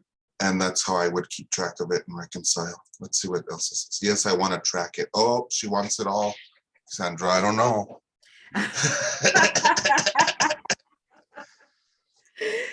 Yeah, we may have to have an online discussion Elsa, about, your particular need and see how that can be done.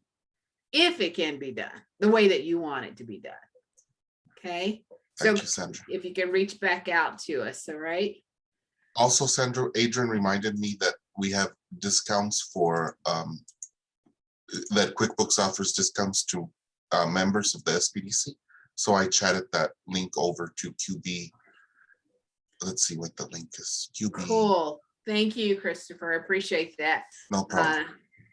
So I believe it was Sharon, I believe, or someone had posted about how the price had increased for QBO. And so I thought we did have a discount, but I wanted to make sure. So thank you, Adrian, for definitely checking on that. That's awesome. Okay, so we're going to receive in the payment. So let's say that we got a check. That check was $500 from Amy. So we would type in the $500. And if you remember, Amy actually owes us way more than $500. And so what QuickBooks does is automatically it will apply the payment to the first invoice. And that was $239. And then the balance of that payment, then it would apply it to the second invoice. And that's $261. So Amy still owes us some additional money, and that's okay. I guess the other thing that I would caution you on is, let's say that your customers, when they wrote the check in the memo line, or maybe in the invoice, or in the envelope, or whenever however they sent it to you, they told you that this $500 was for invoice 1038. So if that is the case, then we would uncheck this invoice, and then we would change the amount under the payment column to 500, saying that all of this $500 payment is for this invoice 1038. Okay. And that's only if they specify, or if you talk to them, or, QuickBooks again will allow you to mimic real life. Okay, there's a Q&A. Okay, we're going to do that one later with Sharon's. And okay, Sharon's making a comment. All righty. So we'll keep it as is. And in the memo line, then what I usually would do is put something in there like paid partial on invoice number 1038. And why it's important to put something in this memo line is that when you create a statement, if you ever send your customers a statement, then the statement usually will only have the invoice number and the amount and the date. That's all that's on the statement. So, or the payment that was made. It doesn't give any particular detail information. So by putting something in this memo line, when you create a statement, the information in this memo will actually appear on that statement. And again, just helping your customers really know what that payment was for, instead of just another a lot of numbers or something. So give them a little bit more detail. Okay, so we're going to do save and close. So again, since we told, oh, let's do one more. Let's receive a payment. See, we're in Amy, so let's go out of Amy's. Let's go into Cool Cars. So Cool Cars, there's an invoice here of invoice 1039, and we received a payment from them. And let's see, Cool Cars, we got the date.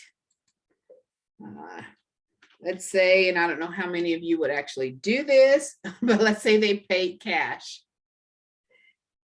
Again, we're going to put it in our checking, in our cash drawer.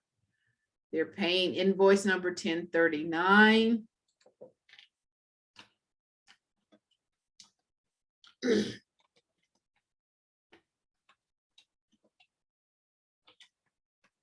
Paid invoice.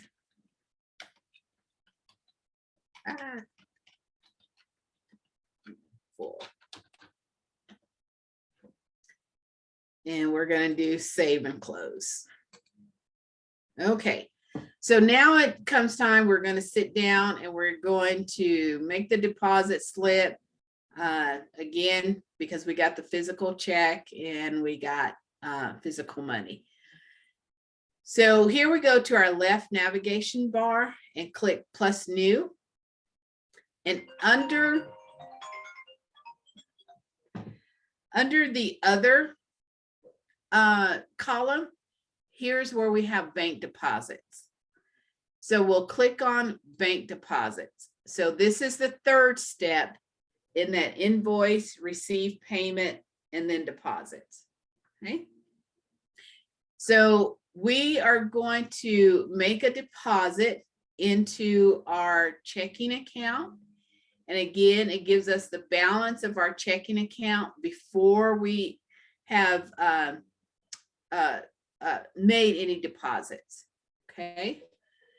And then the date of this deposit. So today's the 15th. So let's say that we're going to go on and make it out, but we are actually not going to take it to the bank until Monday. So you want this date to be the date that the bank actually receives this deposit. So even though we're doing it today, Friday, we're really not going to take it until, either after the bank closes or, on the weekend or Monday. Okay. And so now we're going to select. So we have Amy's check, and that's $500. We just want to verify it. We got Cool Cars. There's a 702. And actually, they made some additional payments, and we were holding their checks. So we want to go on and select Cool Cars, and we're going to do Freeman's too. Now, I would recommend, again, just as a tip, that you go in and you actually physically, you're looking at the checks and you are recording or putting a check mark where those, the checks that you have, and in Cool Cars case, it's actually cash money, so that you're counting it. So you're actually individually doing a check versus just coming here and saying, clicking this check, and notice all the check marks will appear. Again, to me, that's just a better tip, making sure that you are really depositing what you actually have, what QuickBooks says you actually have. So that's how we would record the initial step of our deposit when we are dealing with our customers' payments. Okay.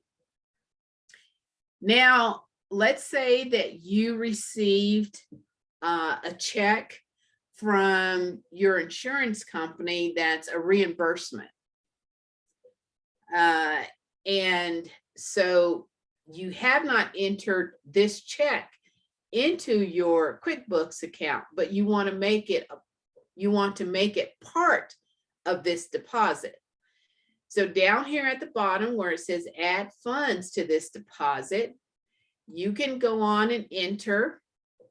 And let's see if I have an insurance company in here. That's probably was a vendor. Yeah, let's say MetLife Dental.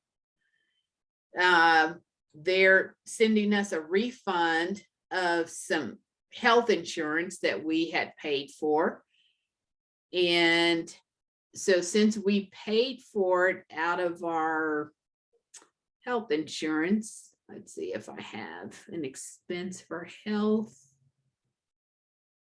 Let's see, insurance, did I pass something? Let's see.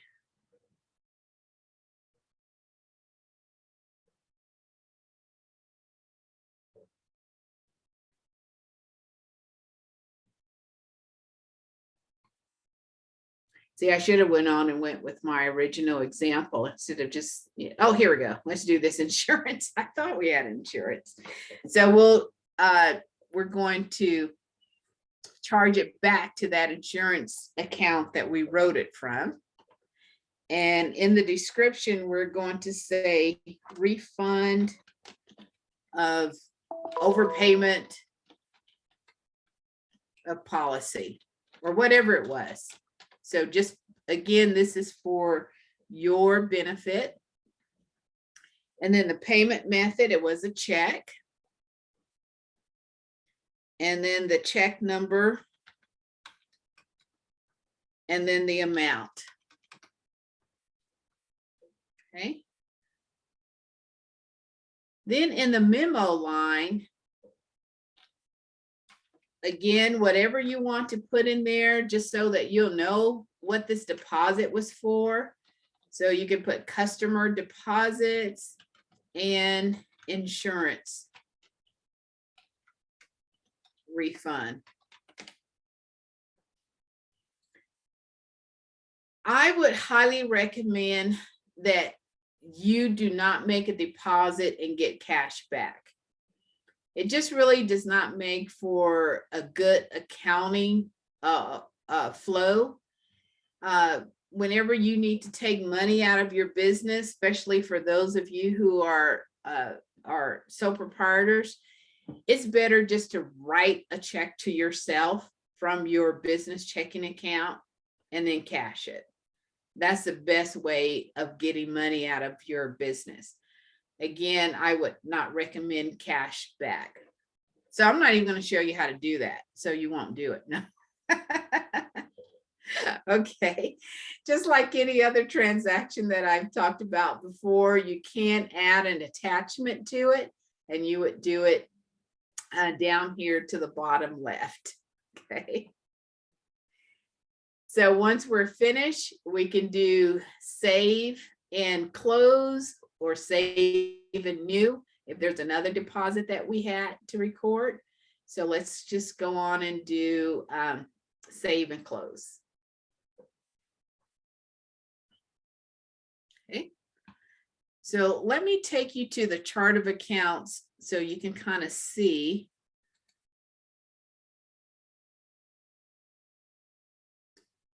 what happened in our undeposited funds account. So here's our undeposited funds account, and it's at 0. So I don't even have to open the register just yet to look at all those transactions, because since this is 0 and I have no money or no checks in my, cash drawer that needs to be paid or it needs to be deposited, or none of those items in my vault because I've already taken it to the bank, this should be 0. And that's a good thing. And that's what we want it to be. If you don't have any checks, again, or monies at your place of business, but this still shows an amount, then that means you have a transaction. that has not been recorded in QuickBooks, or it could mean that one of your customers made a payment, but you did not apply it correctly to that invoice. It could also mean that too as well. And so you'll have to figure out, and definitely that's where a QuickBooks Pro advisor can help you, or even maybe one of their bookkeeper services that they have. So let me just show you the register real quick.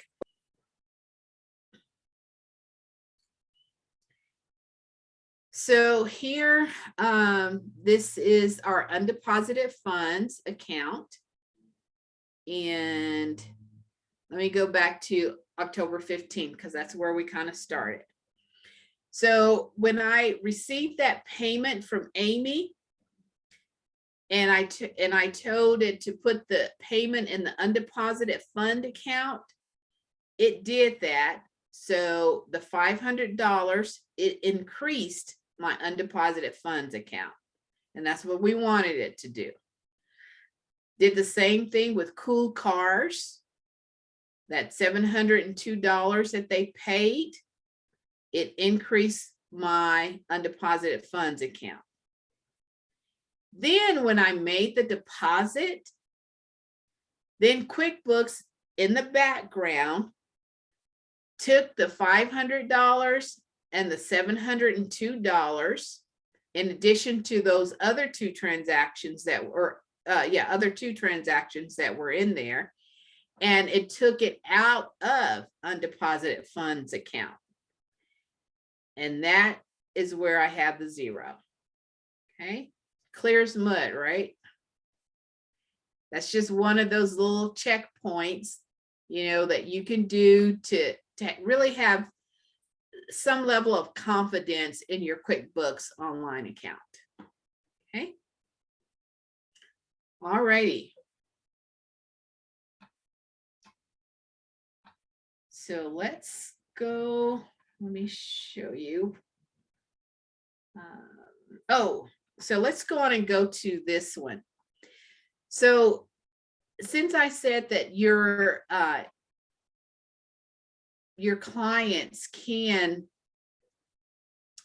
pay their invoices online using their checking or savings account, or checking or bank ACH. Let me show you what that would look like. And I think let's see if we have another question on that. Let me open it up. How does QuickBooks track, or where do we record credit card payments? Great. Elsa, you just knew that's where I was going. So thanks. So that's what I'm going to show you now. So for your credit card payments, for your customers that you sent an invoice to. So we'll go to banking, and this is on the left navigation bar. So we'll click on banking here. And this one has 5 different tabs. So we're on the banking right now. Under the, or on the banking app, we have 3 different accounts that we have linked to online. We have our regular checking account, we have a savings account, and we have a MasterCard account. Now, this MasterCard account is our MasterCard. So this is where we take our card and we purchase items or we pay for services. Okay, that's what these are. Okay, so we'll click back on our checking. So our checking shows us that we have in our bank balance, our bank is showing that we have a negative $3,621.93. And I would definitely say if you see a minus sign on your bank balance, you probably need to start contacting your bank and see what's going on, because that means you have some deposits or some bounce checks, and that could be a whole nother nightmare. So that's not good. Now our QuickBooks account shows that we have $14,000 in our book balance. Okay, and the same thing for savings and MasterCard. See that? This 25, this number 25 means that we have some bank transactions that have been downloaded into our QuickBooks account, but they haven't been posted. So they're non-posting entries. So we have to go through those entries and tell QuickBooks, yes, I accept this entry. This is a good one. And so it would add it to it would become a posting entry. Okay, so the next portion of this is 3 other little buttons. There's a for review, and that's where we get that 25. There's a categorize button, and then there's an excluded button. So let's first talk about the for review button. So we have 25 transactions that have been downloaded from our bank feed into QuickBooks. And here are those 25. We have the date, the description, the payee, the category, how much it was spent, which this means this is money going out of our account. And then the received is our deposits. And then the action. So you notice the action, we have some ads, and then we have some view, and then we have a match. So let's first start with the match. And let me see if there is a, yes. So to answer, I think it was Elsa's question. So here we have a possible payment from Hicks Hardware. So we created an invoice, and it was $228.75. And then Hicks, actually, that's not a good one. Hold on here, because that says a check.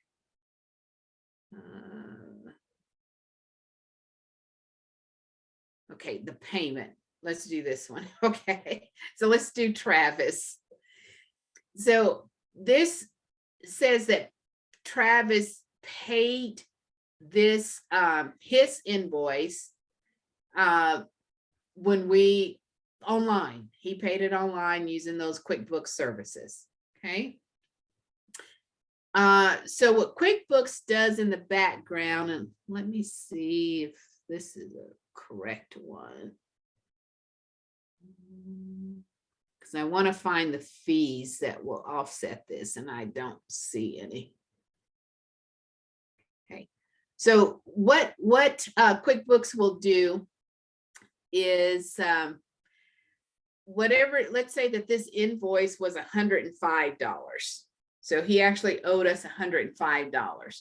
Well, we only got $103.55. Well, we're still going to match that to Travis by just selecting match. And then there would be, which is what I'm trying to find, and I don't see it, but there would be another dollar and something service charge fee, where QuickBooks took a portion of what Travis owed you. So the $105, where they took a portion of that as their fee, and then you get the balance.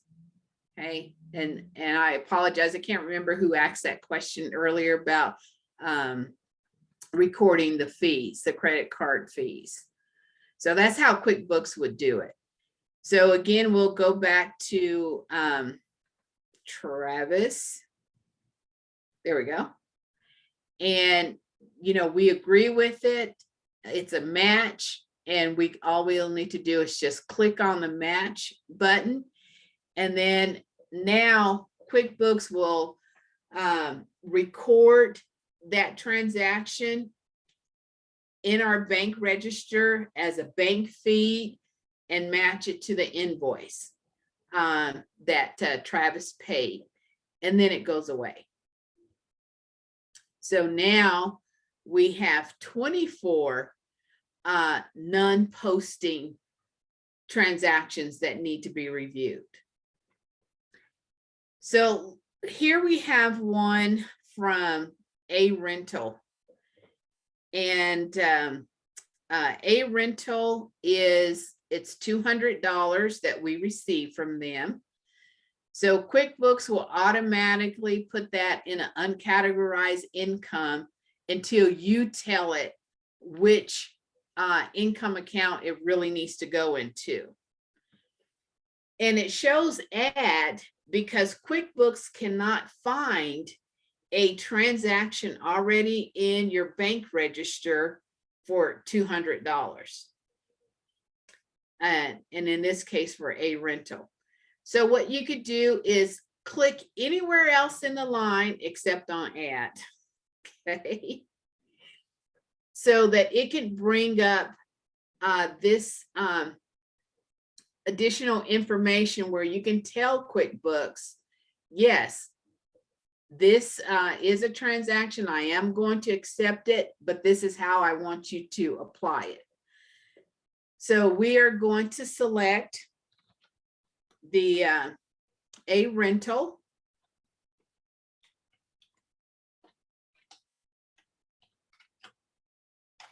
As a vendor. And we're just going to do a quick one. And we are going for the uncategorized income because we don't want it there. We are going to say it's services. So we're going to apply it to one of our services accounts, you know, whichever one it needs to go to. If you're not sure which account that you want this to go to, remember last time we created an account that's called Ask My Accountant. So later on you can actually, your accountant can tell you where that particular transaction needs to go to. But we already know that it's a service income and that's where we're going to put it. And then in the memo line, I would definitely, again, use your memo lines. It's so important. Really define what that was for. And so maybe it was a monthly rental of machines or something. I don't know, whatever it was. Okay. The other thing that we can do here is, let's say that not only was it a service, let's say $100 of it was just for a service that we offered, that they're paying us for. And then another portion of it was really for another income account or another account for that purpose. We can actually split this transaction. So it was received from a rental. And we're going to say it was $100. And let's say that Cool Cars also paid us for some services.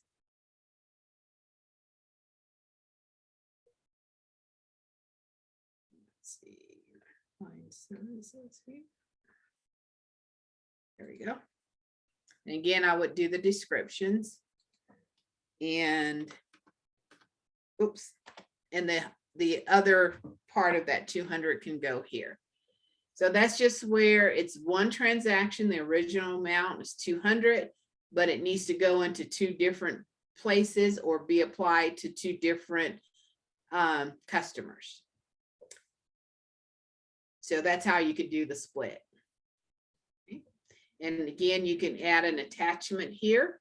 Again, works the same way. You go and you find wherever that that attachment electronically you want to attach to this particular split, then apply it and accept.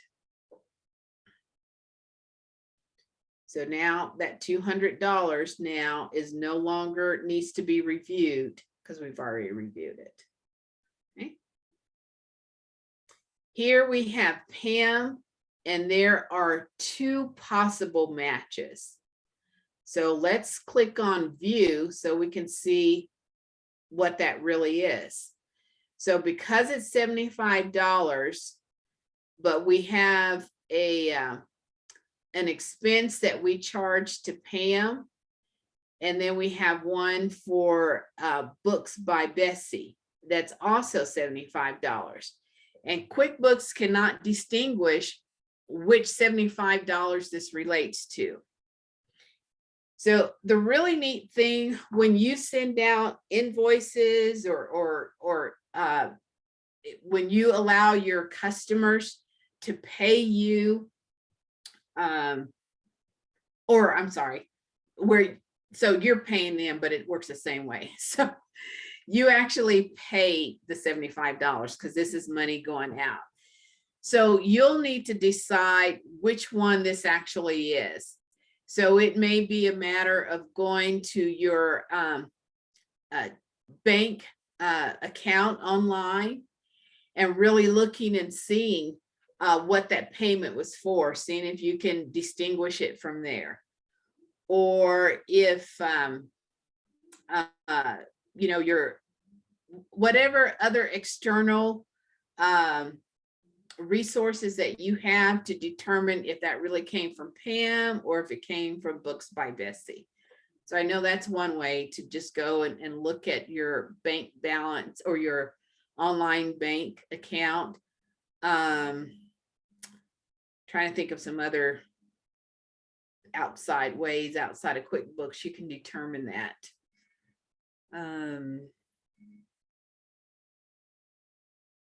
Maybe via email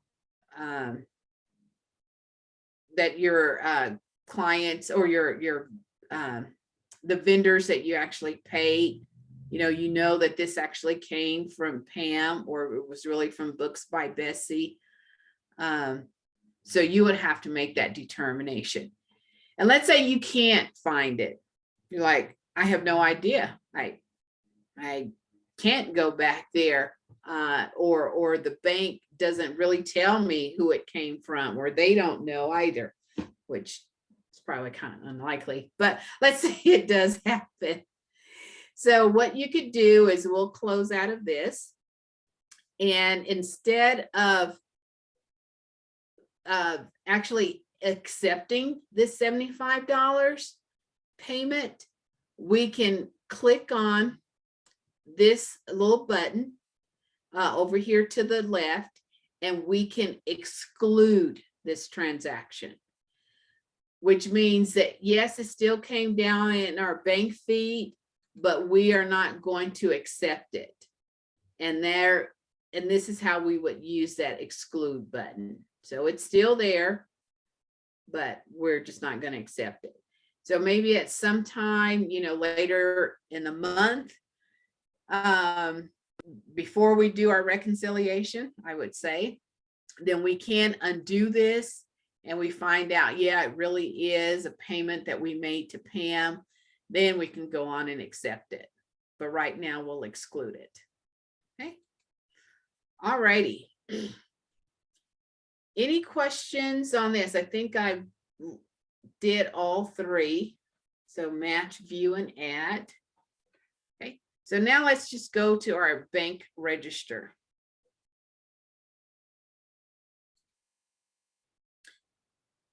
Now our bank register, it's our check register. I shared this with you earlier or last time, and then everybody knows what a check register is, right? But there's some interesting things on here that I just want to point out. So one thing is this $200, this monthly rental that I accepted. Notice it has a C here. And what this C means is that this particular transaction is in our books and it has cleared our bank. That is what this C stands for.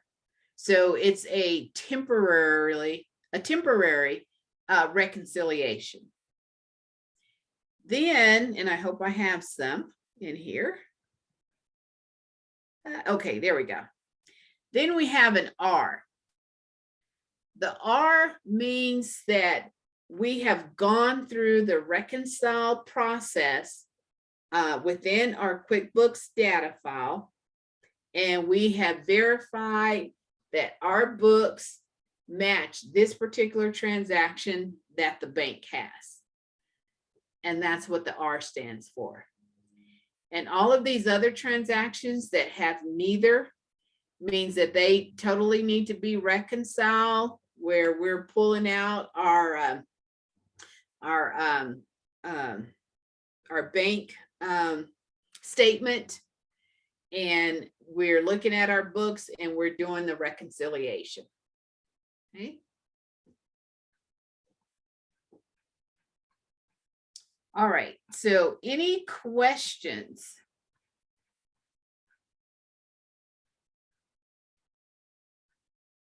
All right, what I want to do is let's take about a quick 2-minute break. And if you could stop the recording.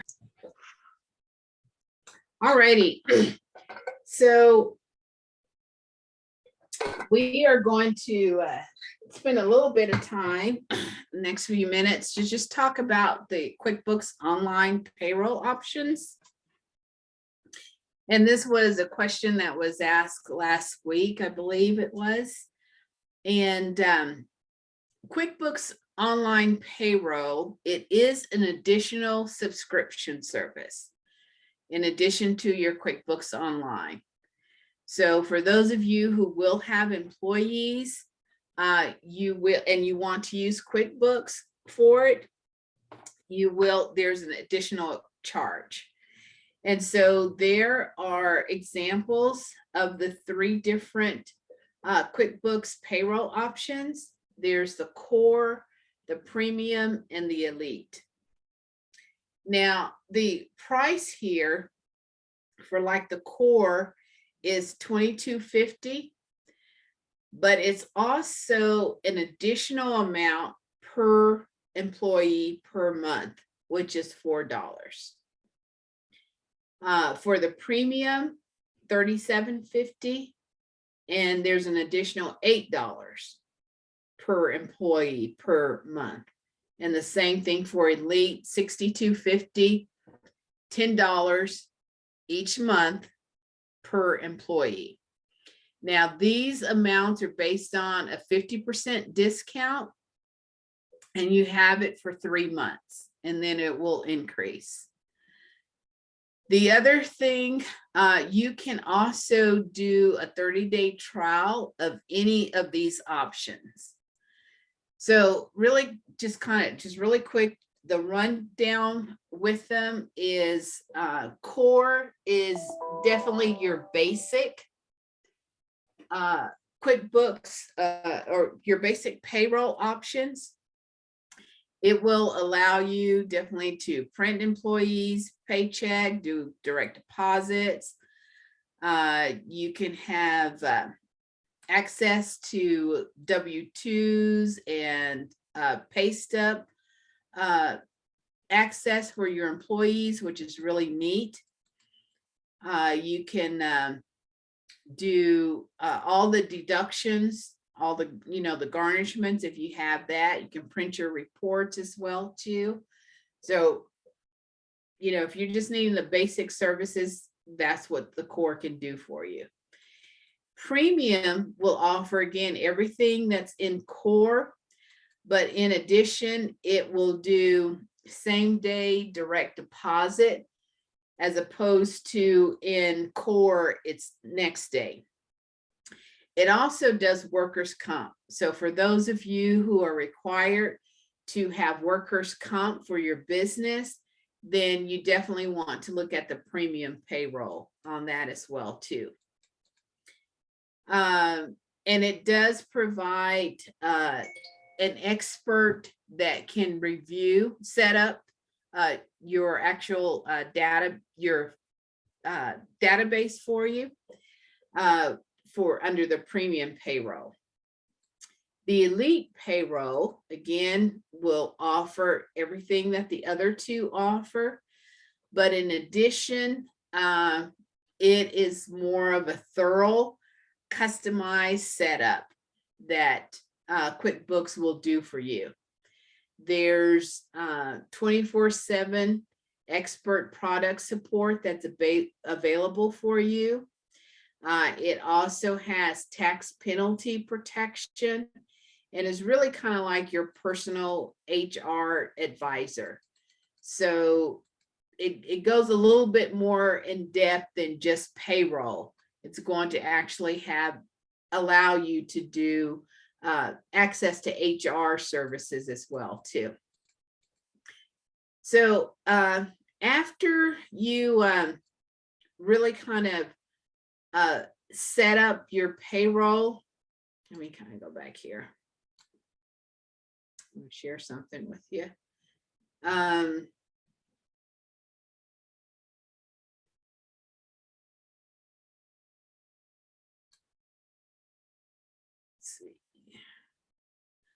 On Elite, the other thing that it will allow you to do, well, basically what you're doing under Elite is you are just entering your employees' information, their hours, and you can create the paychecks. But then what Elite will do for you is all of your tax requirements, your payments, all the necessary tax forms, Intuit's going to do that for you.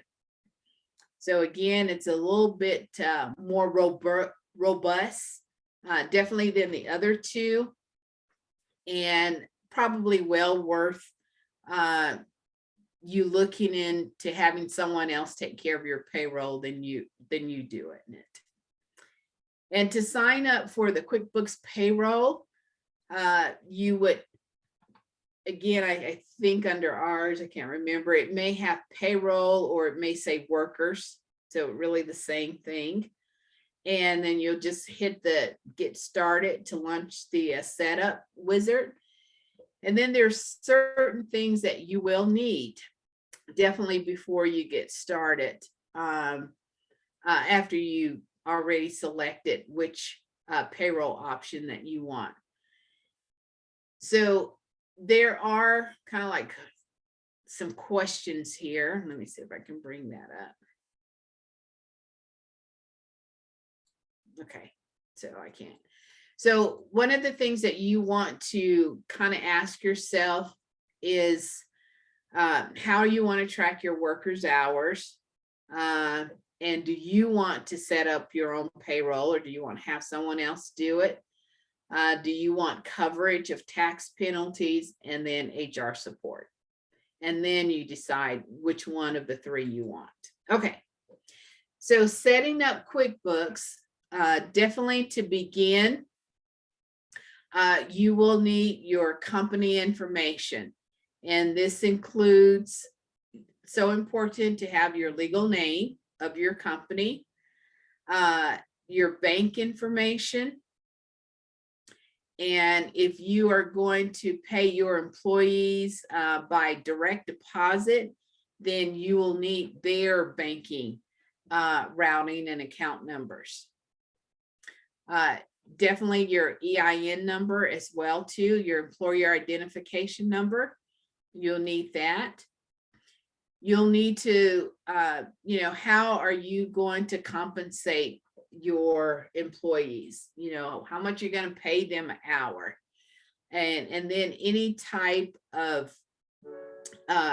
benefits, fringe benefits that you offer to your employees, whether it's insurance or whether you have some sort of other services that you provide to them. If you allow them to make donations to any charitable organizations, you want to have that available as well too. And then just depending on, well, you will need your employees' W-4s as well too. And I hope as an employer, you are keeping a record of those, because you will need that information to put in. And then you will also need the information from the state of New Mexico, as well as any other type of local employee taxes that you may have to pay, which I can't think of any in New Mexico. So just your state unemployment and then your state withholding, whatever numbers and rates and the frequency of those payments you will need, okay, before you get started. So just some of the reports, and because we're using the sample company, the payroll option is not set up. So I really can't show you how to do payroll. However, that is something that we can basically sit down probably one-on-one and kind of take care of. But on here, this is just a screenshot of what that actually looks like. Here, well, let me click over on this side so you can see it. Here at the top, once you click on that workers little tab in the left navigation bar area, you have these looks like 7 options. You have the overview, employees, contractors, workers' comp, benefits, the HR advisor, which is something new, and then COVID-19 resources. So here we have our employees, and it's listing our one active employee, which is Eleanor, her pay rate, the method of how we're going to pay her, either check or direct deposit, and if she's an active or an inactive employee. So once you have an employee that is no longer working for you, you don't want to delete them. You just want to make them inactive. And then here's a button to add new employees. And that's where you would need to have, you know, their W-4, how much you're going to pay them, how you're going to pay them, all that little detail information that I talked about earlier. And then the run payroll button. So several ways to kind of do payroll. If someone is being paid by the hour, then you actually have a timesheet where you can enter their hours worked. You can enter it by day. Also, this is where QuickBooks will allow you to give your employees access where they can, and this is, they're only able to record their like time in and time out. So it's sort of like a time clock where they can do that through their mobile app. That really works well, especially when you have employees that are probably working away from your main office. They're working in the field. And you know, let's say that they are 30 minutes, you know, from the main company. Well, they can go on and clock out, you know, go to lunch, do what they need to do. And then when they're finished with lunch, you know, still out in the field, they can just clock back in.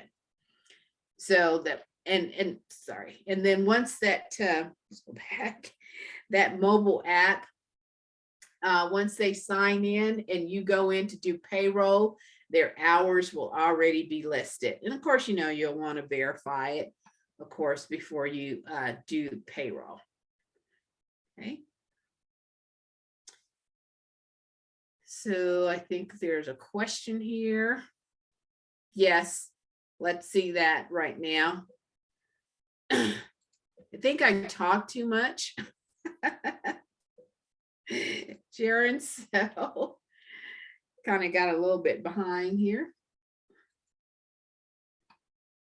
So I was trying to decide what I could do quickly in the time that we have allowed it to us. So let me see if I can bring this up really quickly.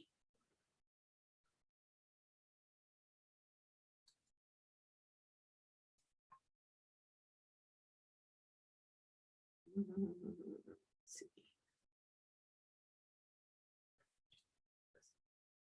Oh, can we pause? Oh, so this is, thank you. So this is one way, just again in our sample company where we can do time tracking. So here we have our time activity, and we can put in our date and the employee that we are tracking the time for. And let's say that it is for a particular customer. And so Emily's doing some work for Cool Cars. And we need to tell QuickBooks what type of service that Emily is offering. So we do basically, she's doing some design work for this particular company. So we have two options here. We can enter the start time that she actually started, and it goes in 15-minute increments. And let's say that she started at 8:45 a.m. and then she finished just shy of, let's make this PM. Oh, yeah, let's make this 4:45 p.m. And then QuickBooks will actually compute those hours for us. And let's say that she took a 1 hour break. QuickBooks automatically places in description, a customized design. And if we wanted to add any other description to it, we can. And then notice as a summary, QuickBooks puts that in at 7 hours. Here we also have the option, if we wanted to create an invoice for Cool Cars where we are charging directly for these billable hours. And if we are, then we would put a check mark here. If not, then we'll just leave it like this. And when we do Emily's timesheet, then this 7 hours still will be mapped to Cool Cars, but we're just not billing them directly on an invoice for it. Okay, so that's basically time tracking. I could do save and new. And if I had another employee, do John Johnson, let's say it's on another day. And it's not tied to any particular customer, but he started, it was really early in the morning. So he started about 6:45 a.m. and he ended at 2 p.m. and he did not have a break. And QuickBooks gives us that summary of 7 hours and 15 minutes. So that's there waiting for us so that when we prepare their time sheets, that information at least is already entered. And of course, my apologies, I can't show you that because we don't have payroll active on our sample file. Okay. All righty, folks, it is 12:30, actually 12:31. I can't believe we went so quickly by. So there are some things, as you can tell, that I didn't get to, but as I said earlier, you can always reach out to me. We can set up a one-on-one. We can go a little bit more in detail Sharon had asked a question about bounce checks. That's definitely something we can discuss one-on-one, and I can show you how to do that. And Christopher, I'm gonna